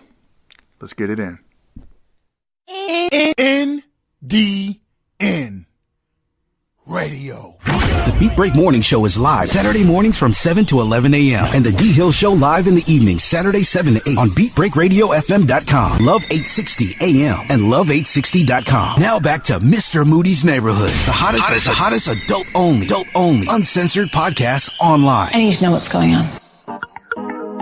Ladies and gentlemen, welcome to the 2014 season of Mr. Moody's Neighborhood. We had to give you something new. We had to give you something original. We are about to podcast. Let's bounce. What up, fam? Welcome to Mr. Moody's Neighborhood, featuring and DJ Naturel. What up, Nat? We guarantee that we will keep it 100, that we will keep it raw, and that we will keep it real. Real talk, real people. You are officially in the hood. Welcome to the hood, fam. We're about to podcast. But first, y'all know what we gotta do, right? But first, you know what it is. We bounce.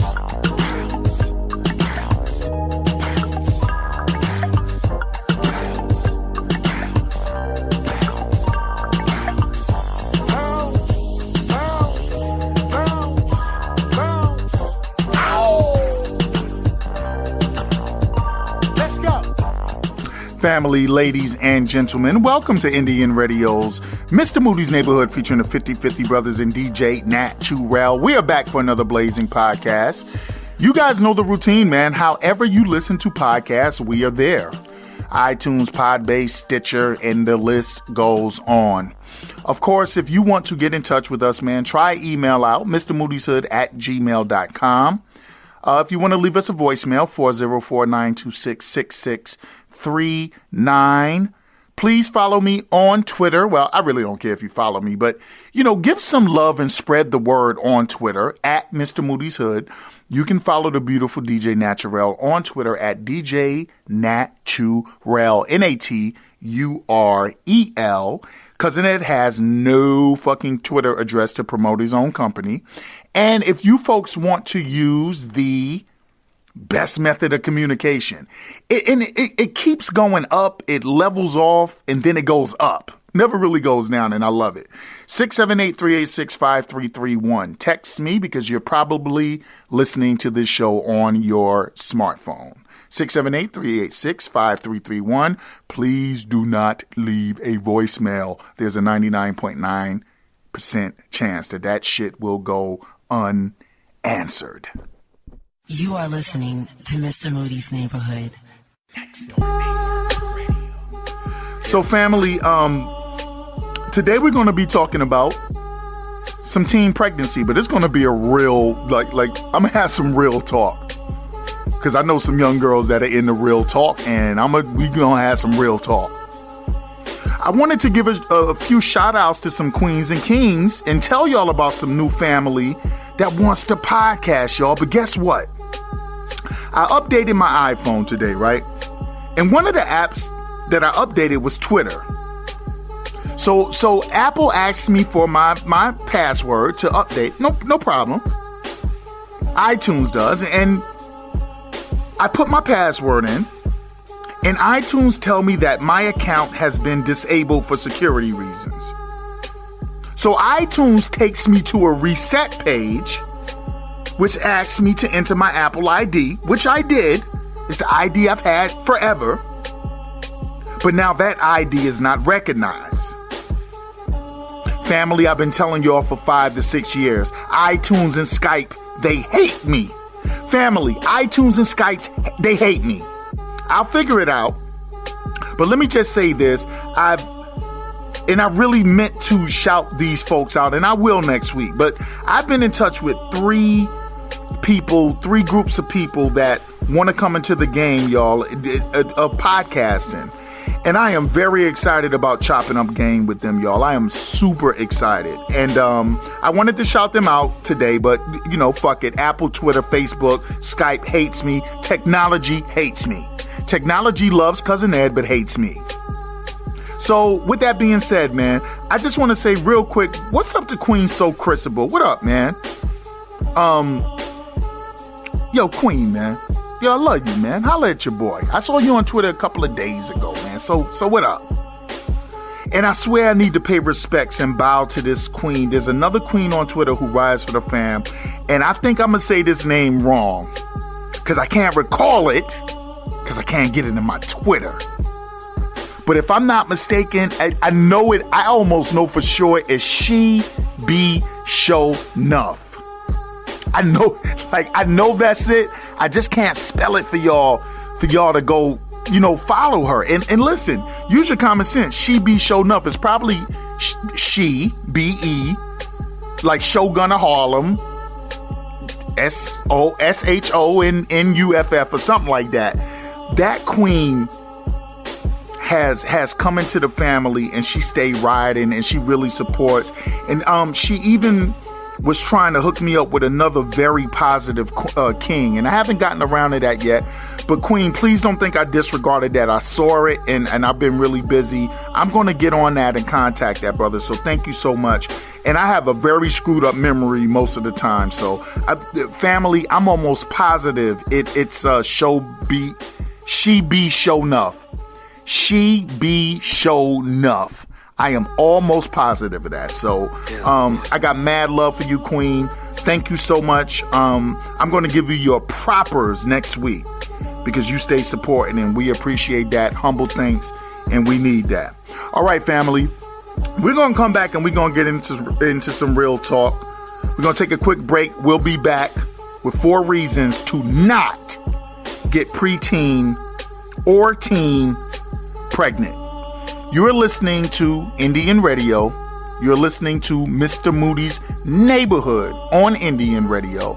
And if you haven't figured it out by now, I am the Loudmouth Capitan, podcast grandfather, podcast Diddy. I am Mr. Moody. We'll return.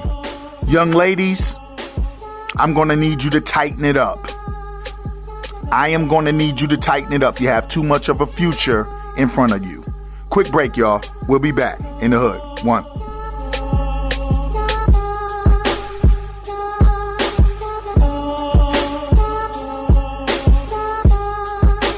You are listening to Mr. Moody's Neighborhood. Next Door Neighbor Radio.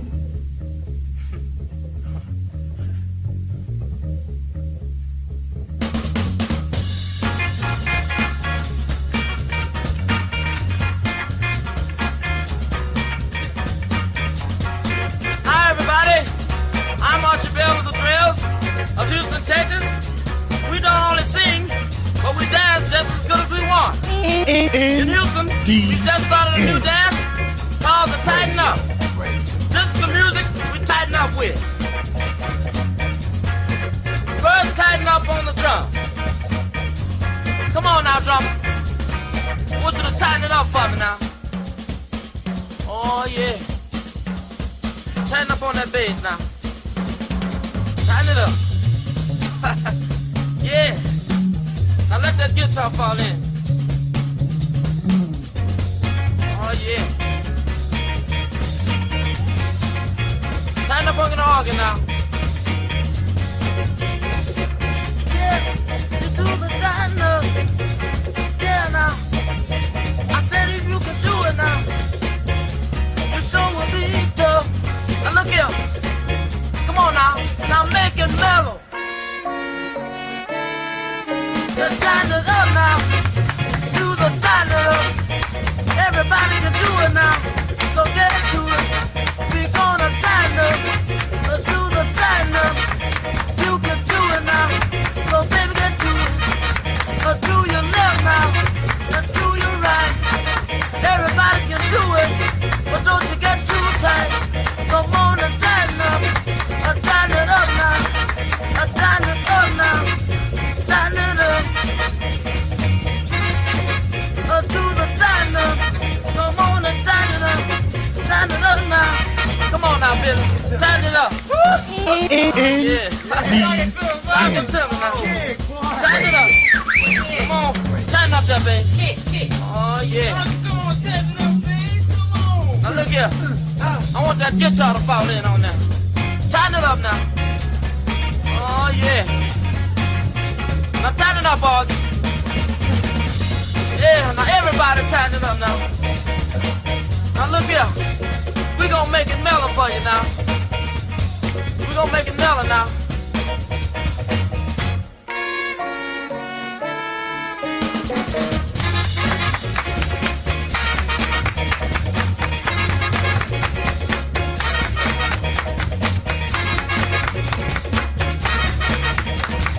Tighten it up.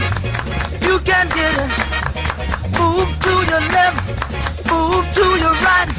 Tighten it up now. Everything will be out of sight. Come on and tighten it up. Tighten it up now. NDN Radio. You are listening to Mr. Moody's Neighborhood. Next door neighbor Radio. Welcome back, family. Welcome back. You know, isn't it funny how music can take on so many different... It's really all about who's listening to a song. That song is really just about a dance called the Tighten Up. Who made that?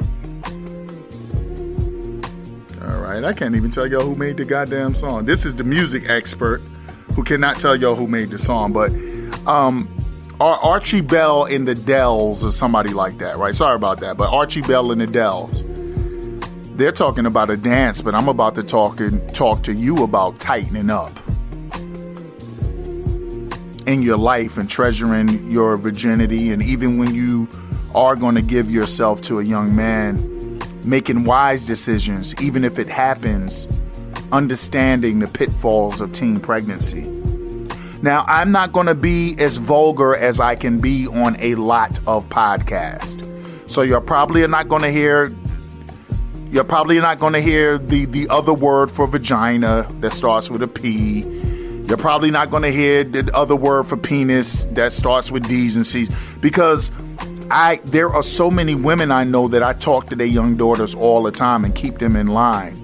And there are so many there's a young lady, my homegirl Andrea, her daughter's on the way to college, and a couple of years ago, her daughter was out of control. And I yanked her ass to the side like, yo, this shit ain't going down like this. Now, y'all are going to hear me say fuck a couple of times. But look, you old enough to sleep with a little boy? You old enough to hear the way I'm going to talk to you. I'm not here to play around with you, so let's get into this, y'all. Young queens, you are very valuable, and I'm going to give you just 4 reasons. There are many more reasons, but I just want to open up some dialogue with you. The number one reason, at least in my mind, to not get preteen pregnant or teen pregnant It's simply that you're not ready for the mental and even the physical rigors that come with parenting. You're not ready for the mental and physical aspect that it takes to be a parent. And at this young age, you should not be ready for that. You should not be prepared for that. At the age that you are, 12, 13, 14, 15, 16, 17, your little brain is still in shop at the mall mode. Your little brain is in the go to the T.I. concert mode. You're still typing OMG when you text message your little buddies on that smartphone that your parents are probably paying for. You're not ready for the mental and the physical rigors of this parenting thing. You don't have a realistic grasp of real world responsibility in providing yet because, truthfully, you're still at an age when that shouldn't be the main focus of your life. Your life should be focused on school and the little silly fashion trends that y'all are into and cute boys that you girls like. But you know better than to even think about having sex with at your age.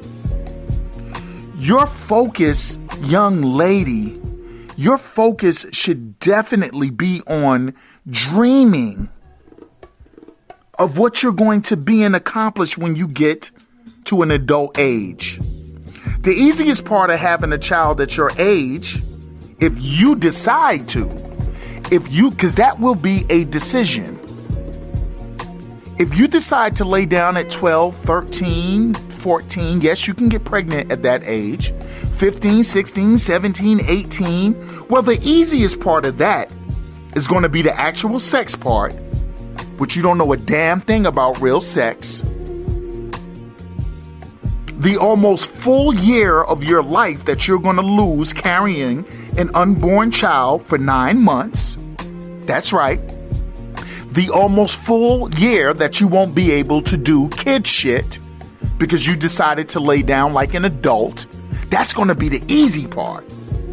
And the sheer pain of actually giving labor to a child, that's going to be the easy part.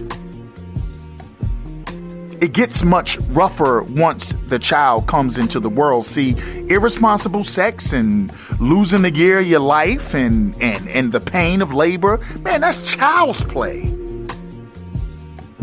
Once that child comes here, you have to add 10 years to your age because you have to mature in that way. When you play adult games, you have to deal with adult shit. Now, I'm going to curse at you a couple of times tonight.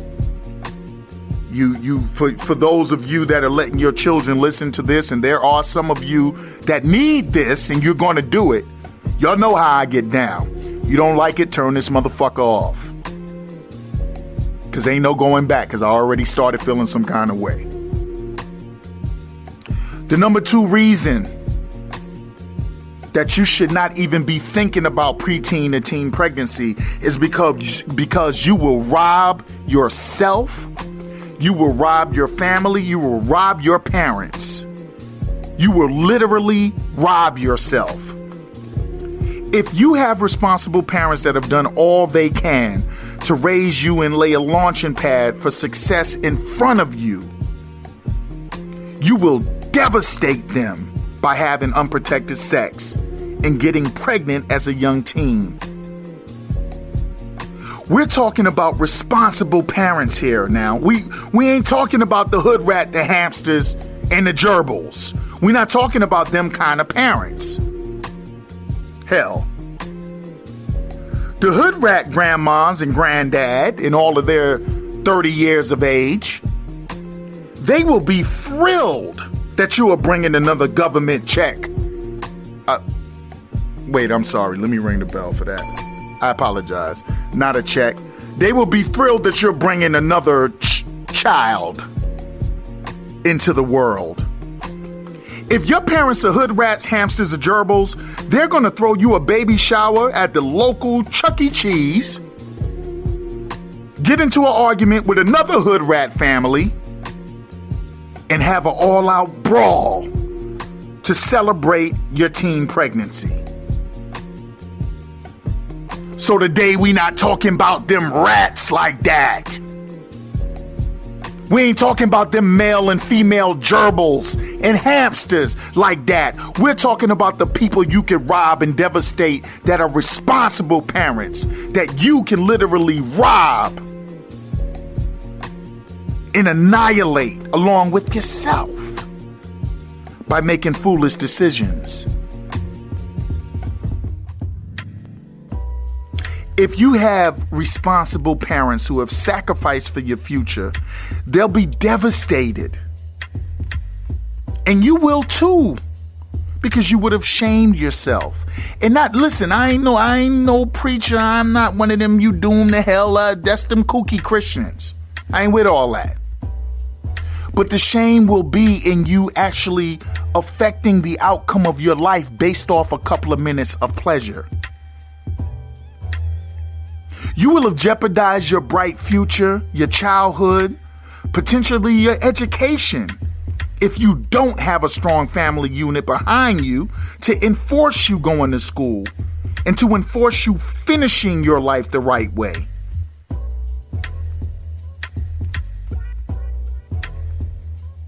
Because you got fun time ahead of you. You're a child. You're a teenager.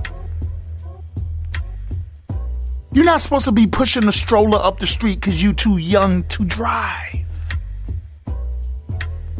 But you're already reproducing something you cannot take care of. You will be robbing yourself.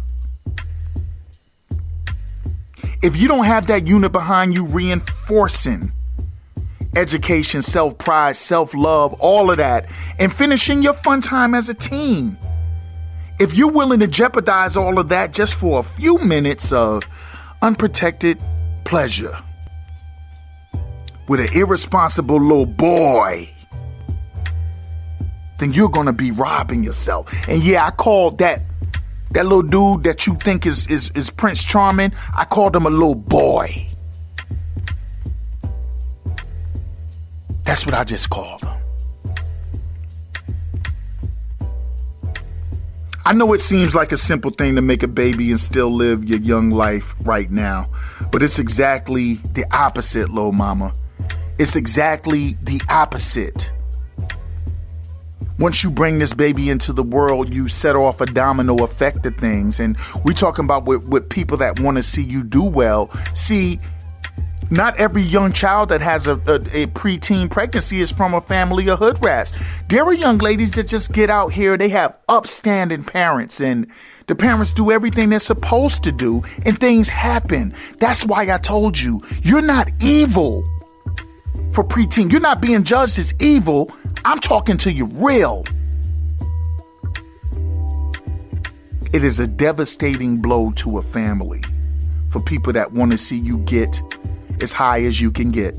And all you have to do, all you need to do, young lady, is look at a lot of your fast food occupations and grocery store occupations. And I'm not putting nobody's job down. Please believe me when I tell you. But they are filled with young ladies that are college age, that should be in college reaching for a higher goal, or even if they don't feel as if they need to do college, they should be somewhere doing something other than what they're doing now. And if we can just talk to them rather than looking down on them, you would understand their story. Preteen pregnancy, many of them, not all, because a lot of people that work in fast food and a lot of people that work in grocery stores and things that other people think are not real jobs, those kids are going to college. A lot of teen mothers are going to college. So remember, you are not being thrown into the pits of hell. I'm not a kooky Christian.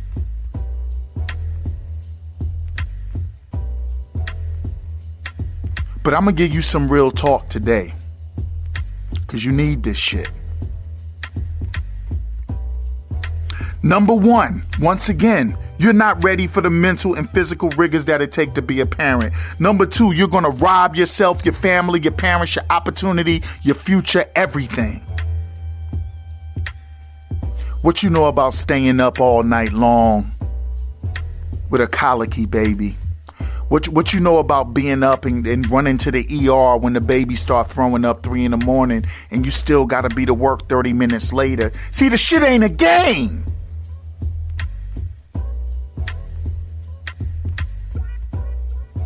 I'm going to cuss at you tonight. I don't care if you like it or not. You playing big boy games, right? You playing big people games. Let's have some big people talk. You're a baby. You're a child. And there's a beauty in childhood that you don't want to miss. You want to grasp every single minute of your childhood. Because there's going to come a time on that birth calendar where the world will smack the living fire out of your pretty, queenly face and say, we need these bills paid and we need you to clock in and clock out. And you have no more time for your childhood. Those are the first 2 reasons in my mind why you should not have a preteen or teen pregnancy. We're going to take a super quick break, and I'm going to come back with 3 and 4 because, young queen, I could give you 10 of them. But this is a podcast. It's not a week-long seminar. You're valuable. Let's take a break. I'm going to come back and tell you how valuable you are.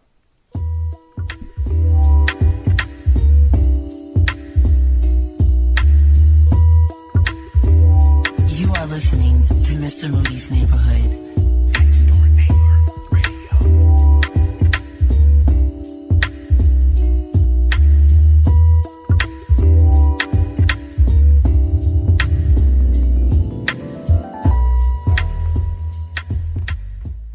You're listening to Mr. Moody's Neighborhood. Hey, yo, what up, fam? It's your boy, Mr. Moody, the host of The realest podcast online with no holds barred convo. You're not going to eat shrimp and lobster on me, nigga. You better earn your way into the shrimp and all that. It ain't rocking like that. Mr. Moody's Neighborhood. You crazy? Come and get your 100% on. NDN. Radio. Welcome back to Mr. Moody's Neighborhood on Indian Radio. My name is Mr. Moody. And we're talking about 4 reasons not to have a preteen or teen pregnancy. And I'm flying along because I understand your attention span, young lady. Hopefully some of my real dudes out there have their sons in front of this. There are shows that I do that people actually make their children listen to them. Don't you ever tell me about my influence as a podcaster. Don't you ever question why I podcast. Ain't nobody out there qualified to ever question what I do. I'm here for a reason. We have fun. I love this shit. But I've been put here for a reason. And I'm flying right along because I don't want because you're a kid. You're a kid. And I don't want your little attention span to get so short on me. So I'm going to try to move it right along. Maybe we'll elaborate later on down the road. Number 3. For you valuable little queens out there, especially my young Nubian queens. Number 3 for you. The reasons you shouldn't even be thinking about getting pregnant as a child. Basically, number 3 is little boys ain't shit in terms of parenting. Little boys ain't shit in terms of parenting. That's why they're called little boys and not little men. They boys. Now, young queen, sure, there are a bunch of nice young men out there, my love, I know. But the reality of many of today's young men that are in your age range is this. They have been raised with no common sense, no self-respect, no respect for others, and no scope of responsible sex or repercussions from irresponsible sex. All the stats are there, little mama. The chances that a young man aged 15 to 20 will remain with you through pregnancy and be there for the upraising of your child is slim. By the way, y'all are having sex so young now, as young as 7 and 8. If you're 12 to 14 or 15 and there's a dude that's 16 or, 17, 18, 19 trying to have sex with you, especially 18, 19, 17, he should probably get his ass kicked. In some cases, arrested. Listen to me. There's nothing wrong with being physically attracted to a boy. And we all know that good girls like bad boys, y'all. That's a part of growth. And that's a part of being a kid. But in this age, you have to be aware of what you're dealing with.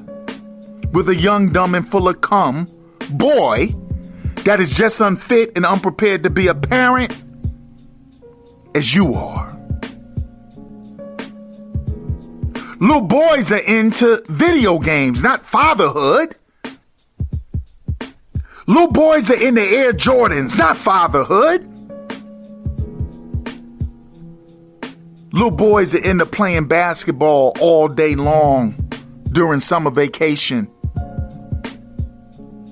And sneaking Playboy magazines and porn videos in their room when they think their parents are asleep. That's little boys. That ain't what men do.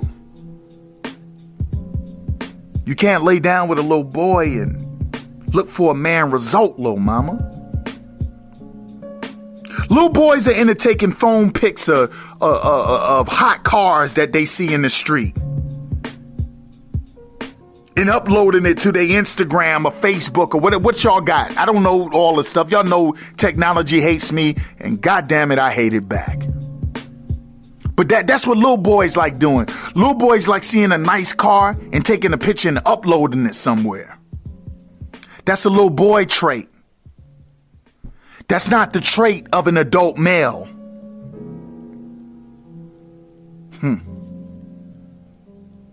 You see, my young queen, not all, but many of our young men today are lost in a world of crappy, anti-woman, especially black woman, fake thug, wannabe music.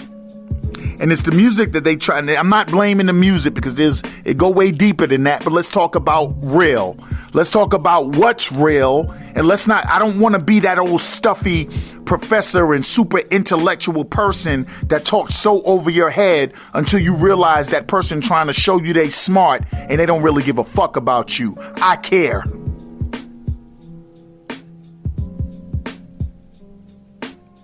Talk to you how I feel like talking to you right now. See, a lot of our little boys out here, they trying to live out that music and they end up in a prison or a grave. And not all of them, but far too many of them. And far too many of our little boys are coming out of single mom homes where they see mama parading many different men in and out per week or a month, a year, or however y'all want to cut it. And they learn how to value a woman by how they see their mama being treated by these so-called men who are really still boys, but these so-called men by age on the driver's license, they are down to come into a woman's house and bang her head up against the headboard for an hour, even though he knows the effect and the impression that it'll leave on a young child, especially a boy. You know,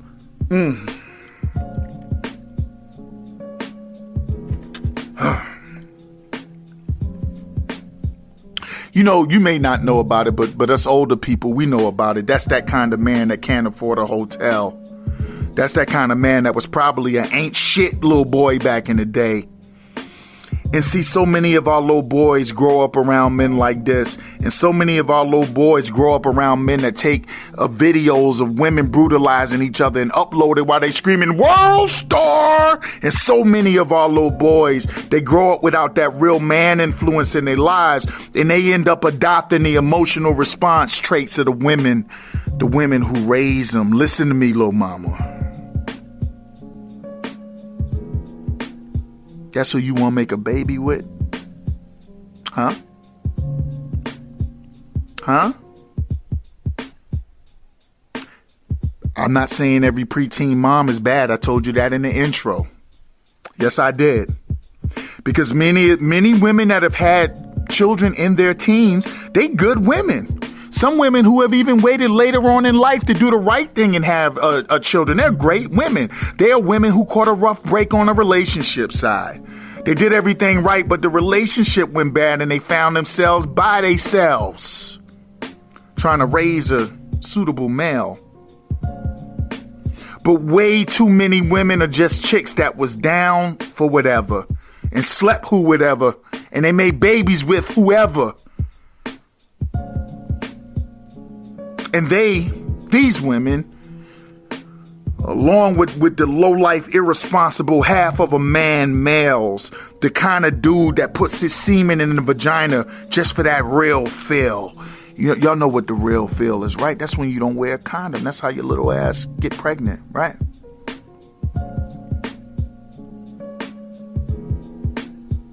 I'm trying not to feel some kind of way. Hold on.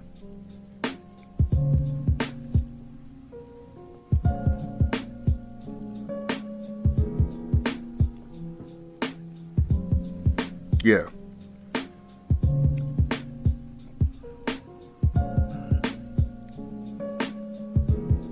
These kind of men, they down to make a baby knowing that they won't be around because he know he ain't about shit. And so a child is made by two people that really don't give a shit about the child. It's just that temporary thrill.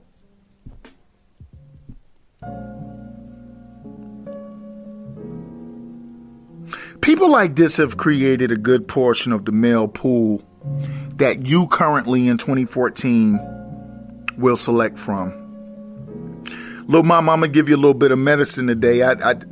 Medicine nasty, but it make you better. I just want you to listen to me. I'm almost done now. See, at your age, if you don't have guidance, you are not wise enough to treasure yourself and be selective. You may find yourself drawn to that little ain't shit boy who will get you pregnant and disappear. You may find yourself drawn to a clown who chooses to wear his pants below his ankles because he's keeping it real. I understand. Good girls love bad guys, man. Good girls love rebels. But that little nigga ain't no rebel. He's an android. He's a sheep. He's doing what the powers to be have set a template for him hundreds and hundreds of years before he was even born. He thinks he's rebelling against society, but he's playing into society's hands. That's who you want to lay up under. Why lay down unprotected with a loser? You know, these little clowns out here thinking they all hard body, making fools of themselves in public. Do you know that man couldn't even hold and feed the baby at the same time? Because how you gonna hold and feed a baby when you need one hand to keep your pants from falling off your ass? That's that boy shit. You ain't gonna find no grown man, not no real man with his pants around his ankles. He may be I'll talk to y'all another time about men that's legally grown on a driver's license, and that's about it. That's a whole different podcast.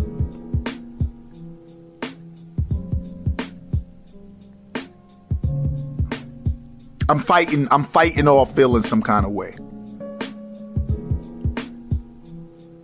I know you have urges, young queens. I know good girls love bad guys. I know it, but I'm begging you, you gotta slow down. You gotta think. You got a future in front of you. Number 4.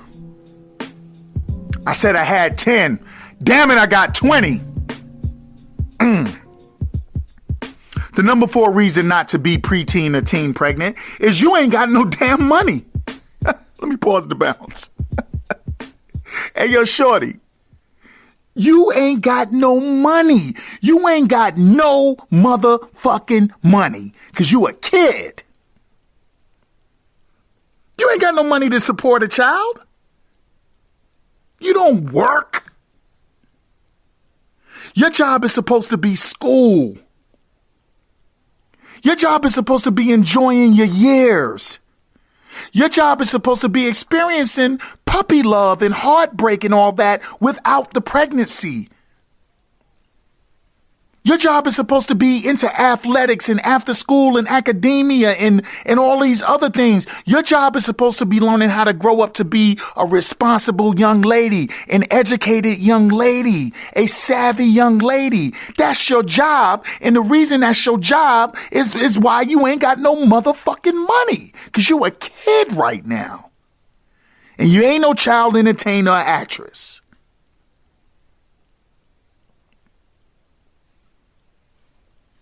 Put my bounce back on. You ain't got no car. You don't own a house. You ain't got no bank accounts. You a goddamn kid. Do you know how much they say it costs for the average middle class family to raise a kid till 18 years of age, Lil Mama? They say that it costs, and this was as of 2013, they say it costs right up over $240,000. That's almost $250,000. That was a study they did in 2013. Now, let me tell you something. I have an 11-year-old daughter who does gymnastics, ballet, orchestra, something else I can't even recall right now. She got a social life, and on top of that, she needs to be fed. She needs to be clothed. She needs to be warm in the summertime and cool in the wintertime. She got to go on vacations and a whole bunch of other shit. And I'm here to tell you right now, by the time baby Moody get 18, we will have spent way more than $240,000 on her. Worth every penny. But I'm just trying to make you understand. You got $240 for me right now, Lil Mama? You need a car to get the baby around. You need gas and insurance for the car. You got that money in your pocket? What that commercial say? Show me what's in your wallet. Shit, because you a kid.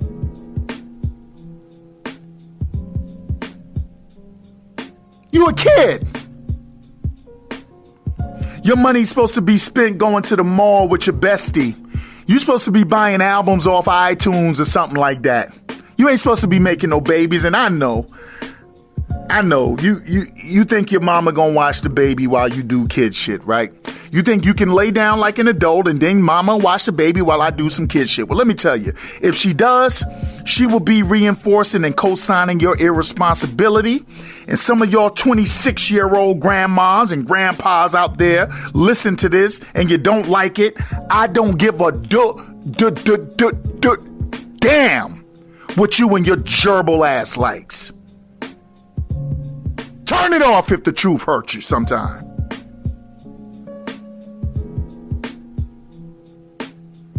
Your punk asses out here violating the royalty and magnificence of your own little black queen, and you infecting her with your rat ass BS. Oh, I forgot I could curse at the kids with your bullshit. Continuing the cycle that has made you a government dependent zombie.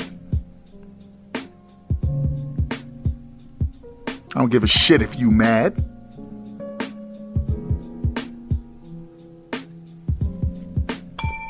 Ring the bell. But back to me talking to your kid, because your kid got more damn sense than you do.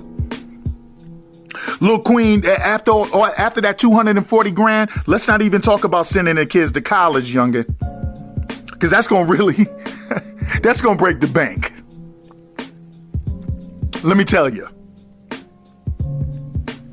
I want to explain something to you before I get out of here.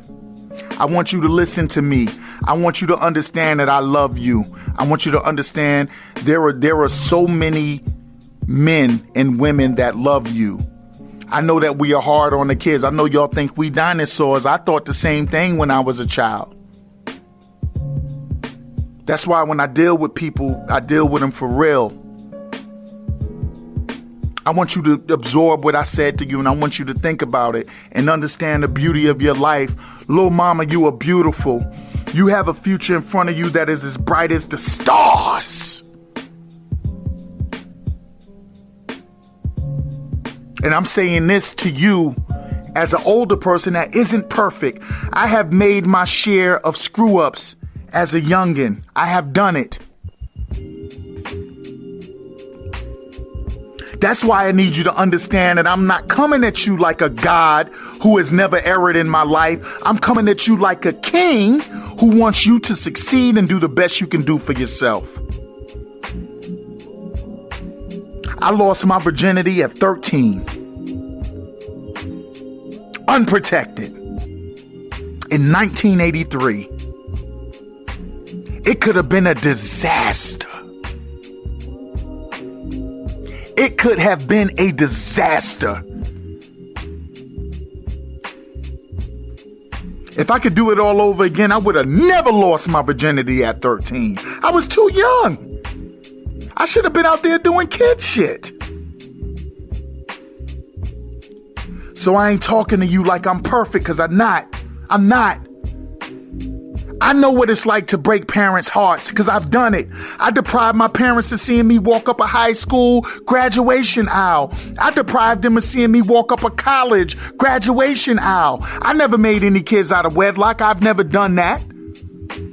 But my parents have seen me in handcuffs. And that hurt.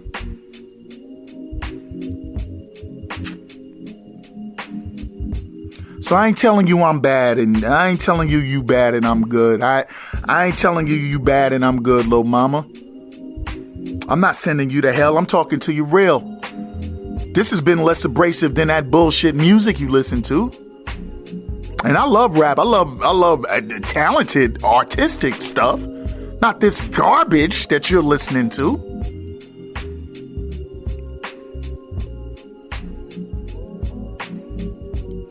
I'm telling you that if you make the right choices, you will potentially build a life for yourself where you can have 10 kids if you want.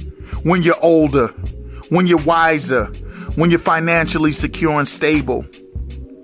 And if you're a teenager that already has a child, it's not too late for you to get right. A child is a blessing. A child is a blessing. But this has to be your last child until you are mature, secure, until you're adult enough to responsibly raise a family. Now, to my young kings out there, I got another show for y'all, but I got a show for you exclusively, but I'm not going to do that without Cousin Ed and the likes of that _ guy ATL. I'm not going to do it without them.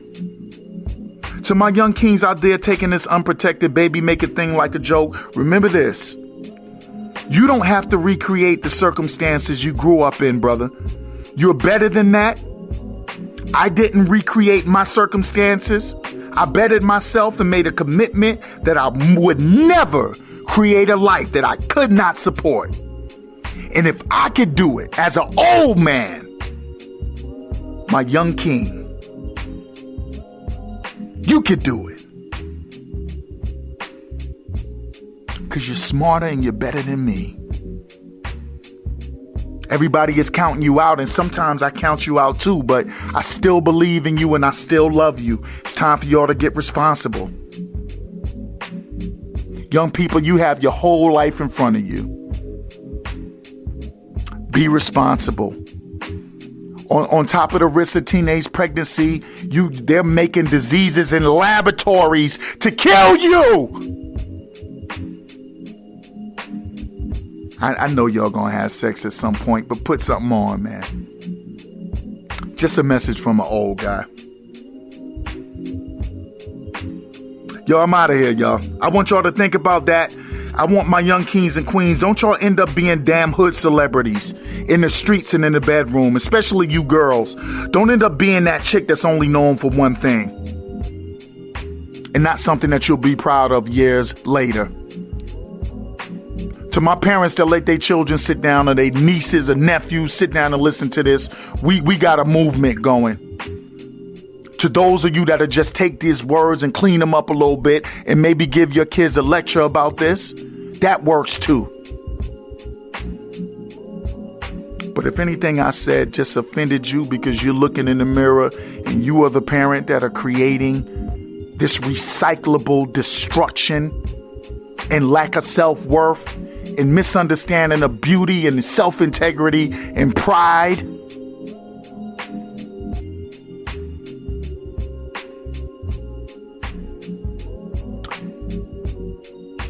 I was going to say something, but that's not suitable for the kids. Tighten up, man. One love. We'll see y'all next week.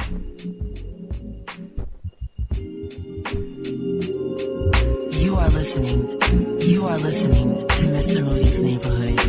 Next door neighbor radio.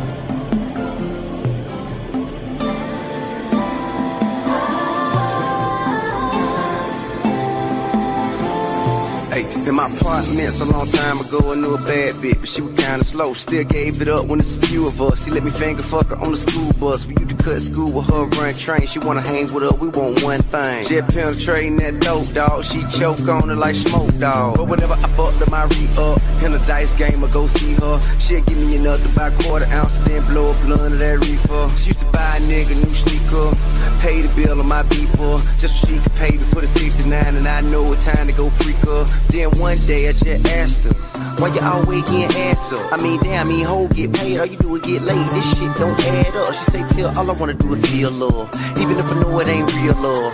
Even if I know a nigga only finna hit it, then never call back, I still fuck. And that fucked up, cause she so trill. I need some, she go still. When the trap hot and police ride, nigga, get where we go chill. For about 4 years, she held dope for my 4 pounds till it go down. I remember shouting, she stayed down. I won't say her name cause she married now. When the lights go out and I'm in my bed, I think of all the madness in my head.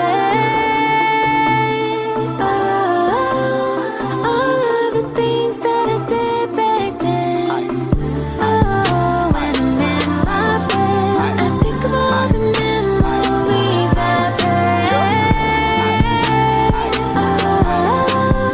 All of the things that I did back then. She would always turn heads when she fall through. She would always make moves how boss do. And she never gave any nigga time of day, but she the chick all the niggas try to talk to. But when it came to me, she had a thing for me. When we kicked it, she roll up the weed for me. And we both cut class post up in the cut, steady watching just to see if the police coming. We got close over time, her and I, right around the time that I first got signed. Come to think about it, I was about 17, I ain't even have a license, couldn't even drive. I was going back and forth with each flight, another show after show each night. She became so suspicious of these other bitches. She go through my phone and we fight, talk about torn between the two. Wasn't really much more that we could do, wasn't really much space for us, but she stayed down with every tour she see me do. But I guess one night I had a few, one night I had a few, yeah. This little chick that caught my eye, I told her hurry up, meet me at the room. And no, I didn't have a contraceptive, with my common sense neglected. And 2 months later, next thing I know, I got a text that said I'm pregnant. And you can almost bet she kept it, and that's the reason why you left me. On top of all that, it wasn't even mine. I went and got paternity tested. When the lights go out and I'm in my bed, I think of all the madness in my head. Oh, all of the things that I did back then. Oh, when I'm in my bed, I think of all the memories I've had. All of the things that I did back then. Wait, hold up, is that you?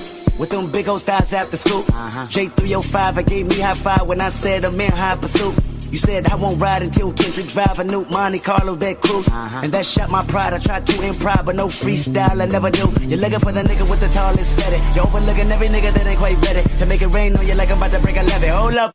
That pussy petty, yeah, your nail did, your head did, your cell phone is selfish. It only got numbers that come with a Hummer, her new prima donna, I smelled it. Tried to make you mine, tried to make some time, but I ain't got the time or the patience to stop and wait in line.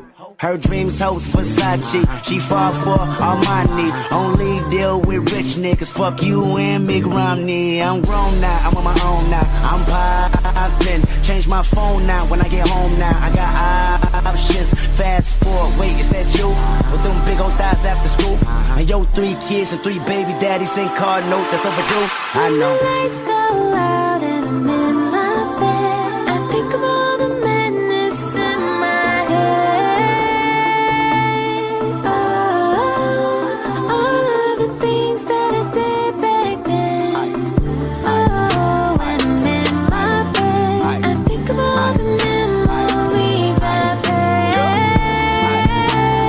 Oh, all of the things that I did back then.